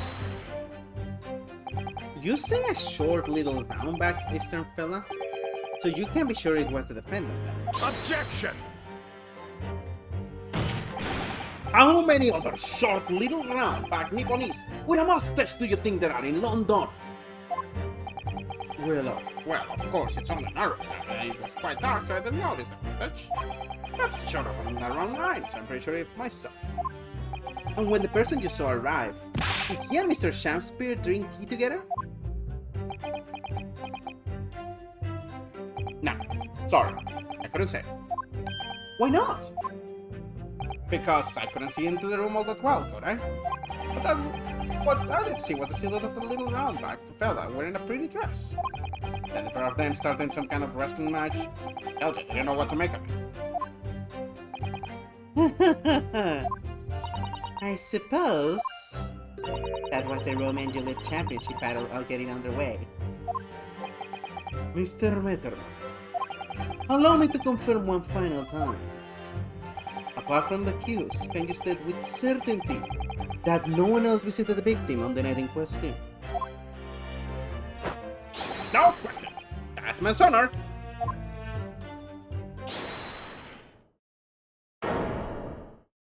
That's interesting. Oh boy, Bruce Fairplay. My lord. Goodness me. Yes, Mr. Foreman? I've kept my men shut and listened to it now, but this has gone long enough. Are you all with me? Yes! Are we to understand that you ladies and gentlemen of the jury are in agreement with one another? That you've reached an unanimous decision? The right we have. Are you all with me? Yes! Wait, no, the defense is in the middle of strict cross-examination! To be honest, I was holding out a bit of hope for you, John, especially after you identified those few hours of the accused leaving the victim. Yes, the 3 missing hours, as you put it. But in the end, what difference do they make? None as far as I can see. And since that's now apparent, there's really no reason to delay our decision any longer. Like I was saying before, if I don't make 5 pop home with me tonight, the Mrs. will blow her top. Huh? What's that? Sorry, I didn't quite catch what you said. Very well. Let the court be apprised of your decisions. Ladies and gentlemen of the jury, you will state your leaning as to the defendant's culpability. Guilty! Guilty. Guilty. Guilty. Guilty. Guilty. Oh my god. Here we go again. Here we go again. All of you? Well, it would appear that the jury is indeed anonymous.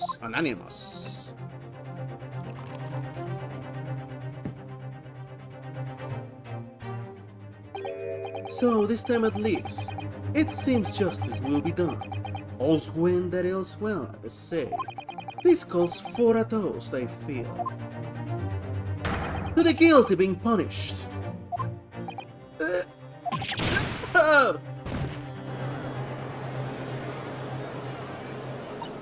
up, Mr. Naruto, please! The trial isn't over yet. What do you mean, Mr. Sato?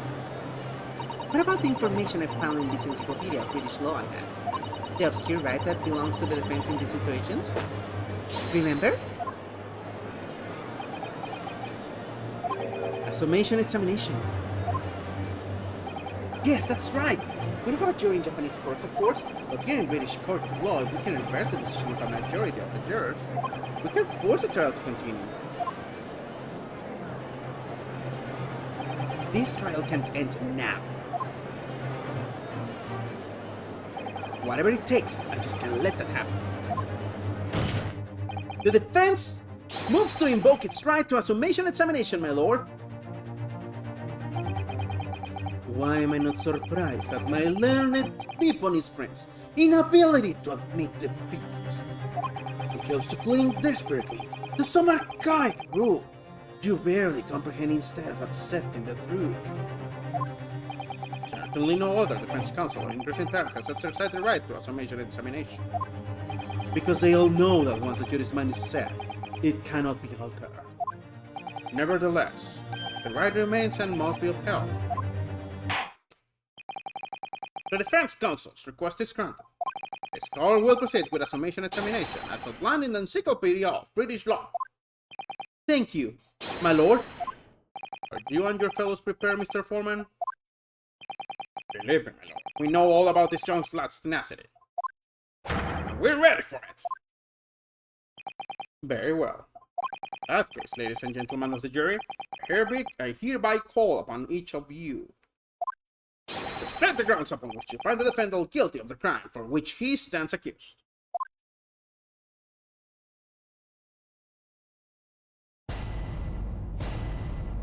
Here we go. The victim may not be well off, but he's a nobleman and straight up. There's no reason to doubt the man. Well, I declare that the gentleman has no reason to lie. In fact, I think he's rather splendid. Just look at the accused by comparison. He's Japanese, steps all the while, and has a mustache. Very fishy. Okay, the first one was not necessary. There's no evidence to suggest the gangling actor is a fraudman. For now, at least. I really don't care, I just need to start doing quickly.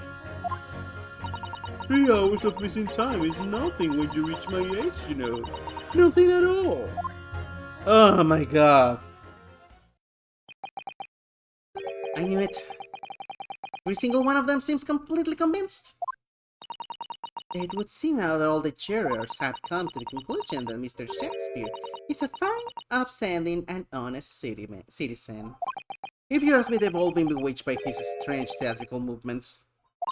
And sadly, nothing Mr. Natsume has said appears to have registered at all. Well, here goes. Let's not forget. I pleaded with the jury on Soseki-san's behalf before, and it worked, so you never know. Before we begin, it might be an idea for me to remind you exactly how summation examination works, Mr. Naruto. Oh... Well, you're still very new to British law after all. I guess that is the third case in the series. That's true, I suppose, and Soseki-san's fate is entirely in my hands now, too. There's always a chance I might have forgotten some crucial detail, perhaps I should here to set the sign out. Should I let her talk me through it again, or not? No need. Thank you for the kind offer, Mr. Sato. But I've been through plenty of this summation examination already now. I think it's important that we don't delay the start any longer than necessary. Of course, I understand. I'm quite sure you're right. If you're confused by anything at any point, you can turn to me for advice whenever you like. I'll be here for you. The key to this is really listening carefully to each juror's statements. Finding two that are contradictory, hitting their corresponding jurors against each other. Without further ado, please, counsel, proceed with the summation examination. I love this mechanic. Yes, my lord.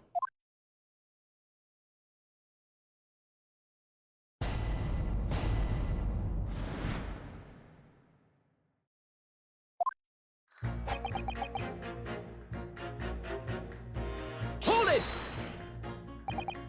Well, there are plenty of people in London who seem novel but poor. Couldn't some of them have also be liars? I've no doubt about it. Like that shaky plan of yours, for example. Absolutely not! Mr. Natsume is no liar! Look, the point is the only thing that passed the victim's lips at night was that Japanese man's tea.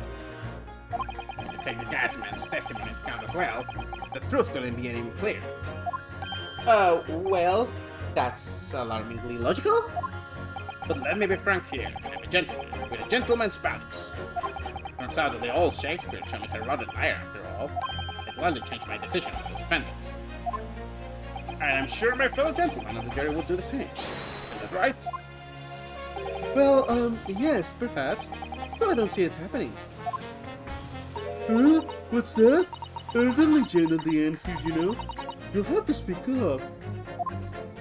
Look, I really don't care about all this nonsense. I just need this trial to be over. How many gentlemen do we actually have on the jury, and then... Alright, sir. Let me hold you to that. Don't forget what you said.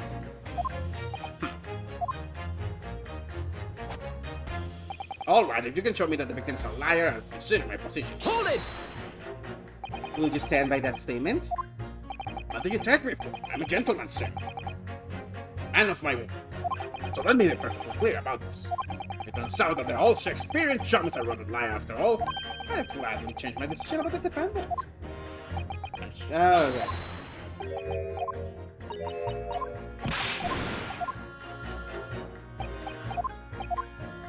So this changed. Well, I do declare the good gentleman has no reason to lie. In fact, I think he's rather splendid. Are you saying you believe the man to be trustworthy because he's rather splendid? No, that's not what I said. The point is the man is the victim here. What reason would he have to lie?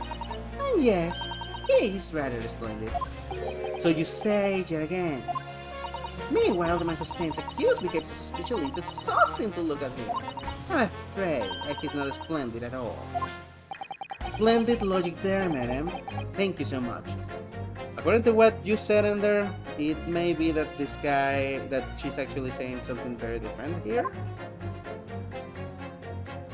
Just look at the accused by comparison. He's Japanese, the bald and wild, and has a mustache, very fishy. No, none of one of those things is to find the man guilty. But he's fishy. There's no point dancing around the crowd. He's Japanese, he has a mustache, and he stoops. You see, you arrive at the conclusion in just 3 steps. 3 steps, like a waltz, in fact. You know, the more I think about it, the more this trial seems like a dance. You seem to be several steps ahead of yourself, though, and you're on the wrong foot. No, there's nothing but circumstantial evidence here. There's no actual proof of the defendant's guilt. But the victim's version of events is backed up by what the big she next to him says, isn't it? 1. He saw the Japanese man there. 2. He saw no one else. And 3. He saw the Japanese man there. Oh, that's another 3 steps. All this really does seem more and more like a waltz, doesn't it? Right. And the prosecution will waltz in way to victory if I let you speak much more. There's no evidence that he has the gangling actor's frogman. For now, at least. A frogman? What do you mean by that, madam?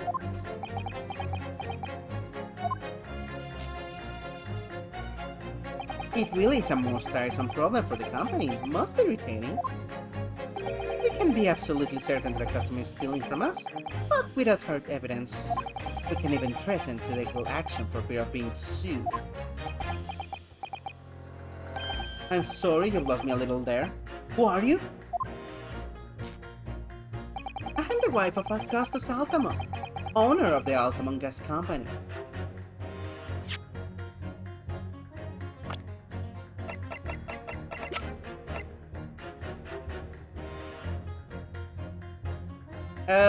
Boy.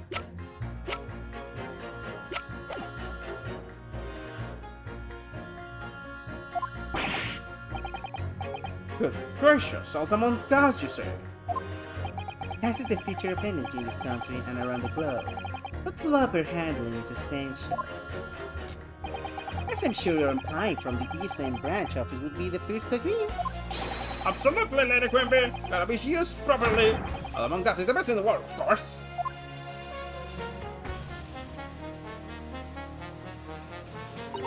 I think we may have solved the mystery of the bow from earlier, Mr. Naruhodo. Right, he bowed in deference to his employer's wife, did he? Oh, so would I be right in assuming that the reason Mr. Matterman was watching what Mr. Shamsbury was up to in his room? I'm afraid that there's no end to the lengths this population of the East End will go to in order to steal our gas. So I really have no choice when the company identifies somebody a possible fraudster. But the special worker to watch the suspect day and night, we're very through in our investigations. So you mean Mr. Shakespeare is... I wouldn't come out and say it in public. But you can finish that sentence with a grubby little gas thief. Oh my god, he really is a working bee and she is the queen bee. You have noticed the public gallery here, have you? The eye of man hath not heard, the ear of man hath not seen. Fate wouldst thou wound me with thy words, where I let them penetrate the skin. But seraphs here not insult, only chairs of angels in song. We may not have evidence yet, but my workers won't stop buzzing around you until they find it.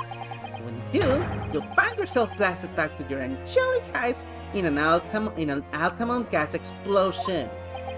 So Mr. Shakespeare has been stealing gas.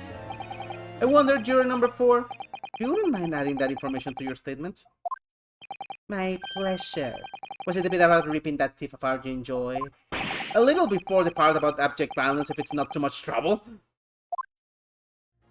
Yes, of course. This could be it. This could shift the balance. The victim puts in a fine performance when it really has a common thief of my company's cash. Hold it! That's a bold claim. How can you be so sure?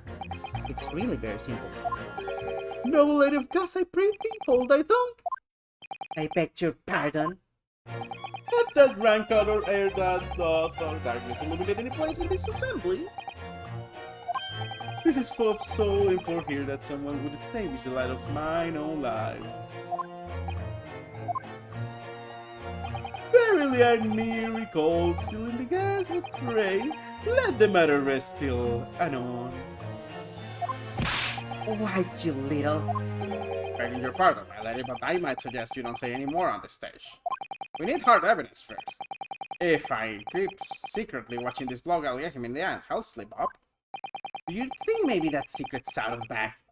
Oh, this is so frustrating. You don't get it. You kept talking about needing to take home some money. What's all that about, sir? Finish last. That's what it's about. What's that? I'm talking about the derby at Hyde Park, aren't I? It was the Queen's Cup last week, wasn't it? At Derby? It was a dead cert, it's a thing. I couldn't lose, so I took my wife's secret savings, like. But then, that hopeless old man that didn't think of all. I got stop it, finish last. He went to bed at all. Oh dear, I think it's clear what happened, isn't it? This is the day the missus uses her savings for a trip down the pub. So come now! Let the business lie now. Just give it up. No, that's not going to happen. He went to spend it all on betting. Hold it! What do you really mean by that, sir? Well, I'm not one to boast, but I get up at 5 every morning, I do. At 5?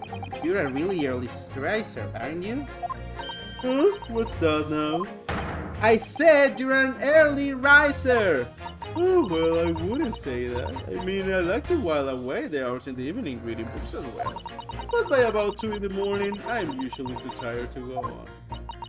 Sleeps at 2 in the morning and gets up at 5? Oh my, that means he only has 3 hours of sleep each night. Hmm? What's that, dear? Only 3 hours of sleep each night! That's right, you see. 3 hours of missing time, like I said, it's not much, is it? This really isn't helping.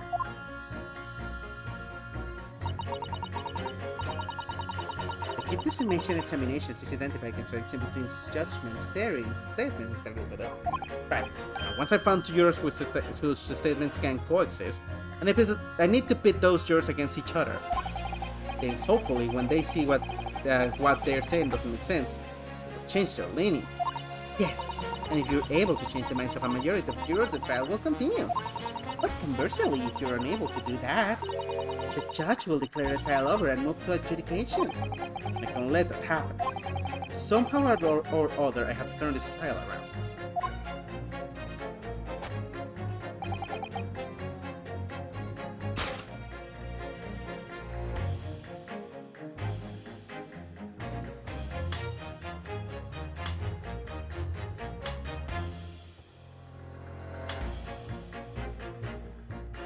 Objection!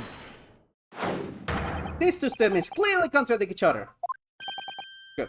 Gracious. To host a statement to your fair counsel. Juror number 1. What are you yelling about, lad?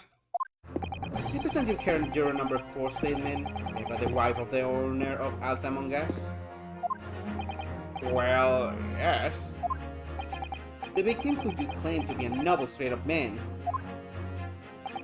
in fact, turns out to be a common thief. So the good old lady says, but there's no evidence, is there? You and I both heard them and say as such. It's true, we don't have evidence as such, just yet. But the claims aren't baseless, you know. What? You hear me? The Inaski's operation has already been compromised. would suggest that the court hears testimony from our East End branch office employee over there. I'll do whatever you say, my lady. Gasman's honor.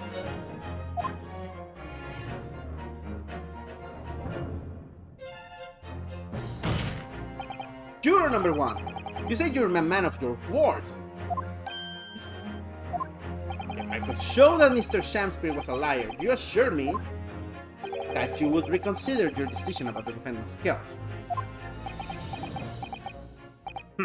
Yes, I did say it. As a man of honor, I'll hold on to it. And I'm sure the other gentleman of the jury will. Me? Oh, well, yes. Now that we found out the man's a liar, perhaps we get out to consider the matter further. Well, if I'm perfectly honest, I haven't heard half of what you've been all be saying. So if this means you'll recap a few points, that would suit me down to the ground. Oh no, I'm not having any part of this. I want this trial over and done with. In that case, I shall change my leaning. So, Mr. William Shamspeare, if that is your real name, we of the jury demand to know exactly what kind of man you really are.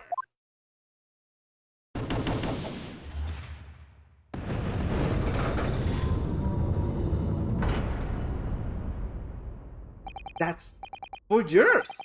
4 for not guilty. Yes, Mr. Naruhodo. Victory!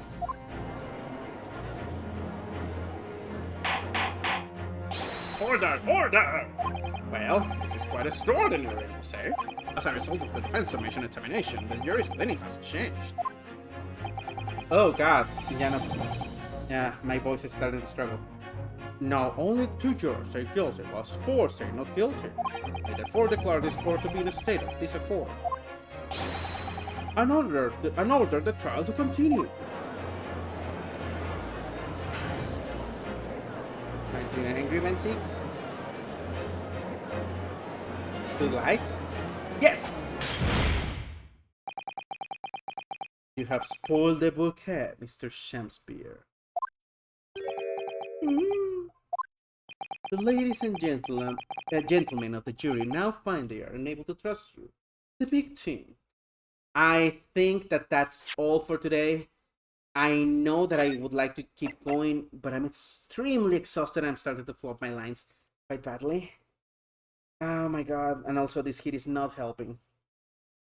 Summer really has been very hard hitting for me. For now, I'm gonna save the game. And I'll try to do this much more often, especially for this case.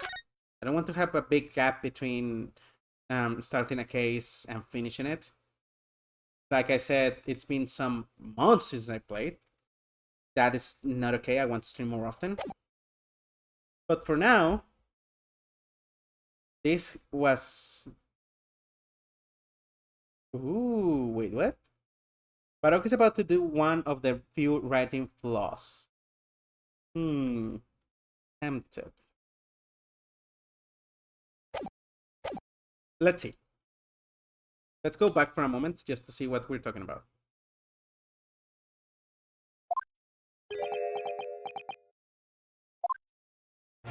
But you gods will give us some balls to make us men, till God mend me, I do swear. This gasman speaketh that which concerns him most, not but gas, not but thin air. Aye, it burneth bright a while, but it hath no substance, and it doth reek foul. Oi! What did you say? It really looks like a bee. You know, that thing at the back, which is just a belt, it even looks like a stinger. Do I take it, Mr. Shamspeare, that you deny the allegations of thievery? Most heartily, my lord, hast thou forgot I am a seraph, an angel, noble of mind, sweet of nature, and verily, honest of heart. Ah! You flowering mother pompous beanpole! Just because I haven't got the evidence yet! Mr. Shamspeare, if in fact you are not noble of mind, sweet of nature, or honest of heart, if you are a liar, then your testimony should have no sway in this courtroom. It's my considered opinion But at the present time, no other possible culprit of this crime has been identified. All testimony heard by the court thus far heavily implicates the defendant.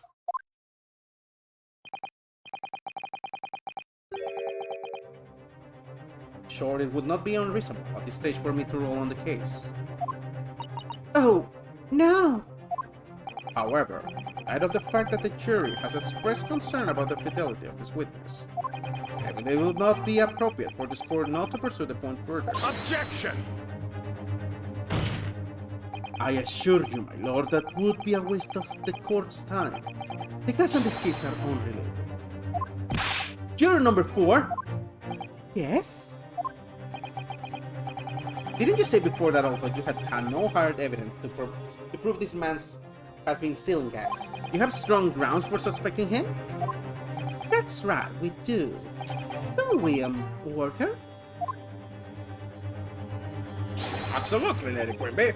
Gasman's son. Queen Bee! Oh my god!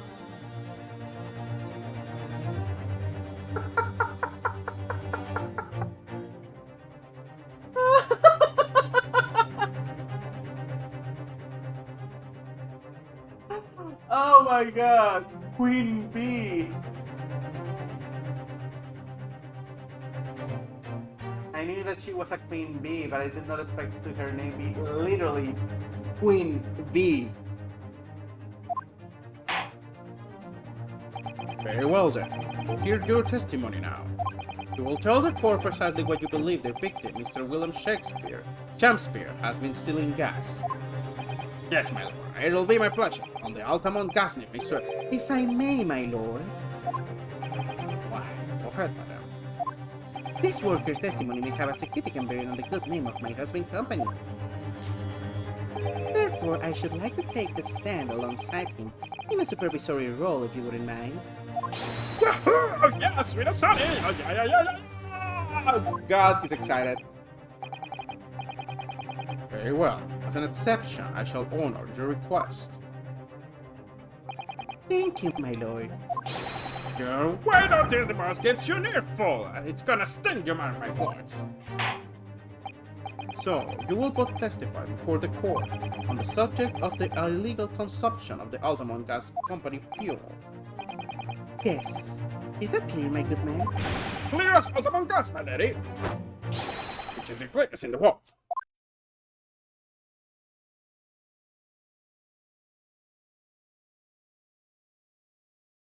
Do you think the gas has gone to his head, Miss Susato? I think the man is just a very dedicated employee, Mr. Naruhodo.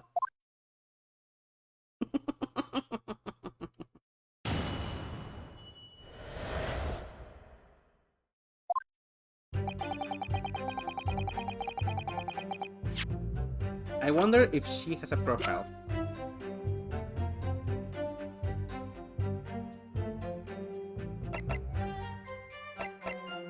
So now she has a profile as Queen Bee and a drone bee. Oh my god. Okay. Yeah, I actually can't anymore. My body's giving up on me. But for now, thank you very much.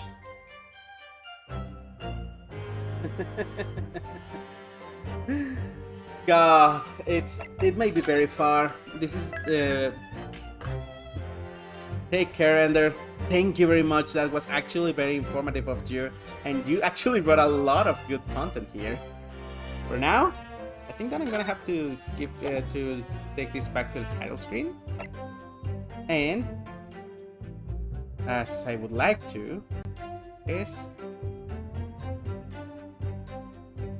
okay. So that was actually very fun, like I said. Thank you for being over here. Right now, I wonder if I have somebody I can send the 2 or 3 people that I have over here.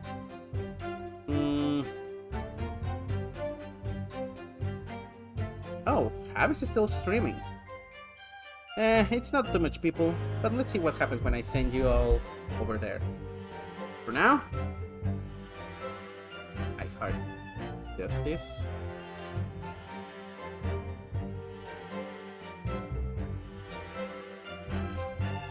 Okay. I think it's my turn to leave now. You will see me at another time. And goodbye.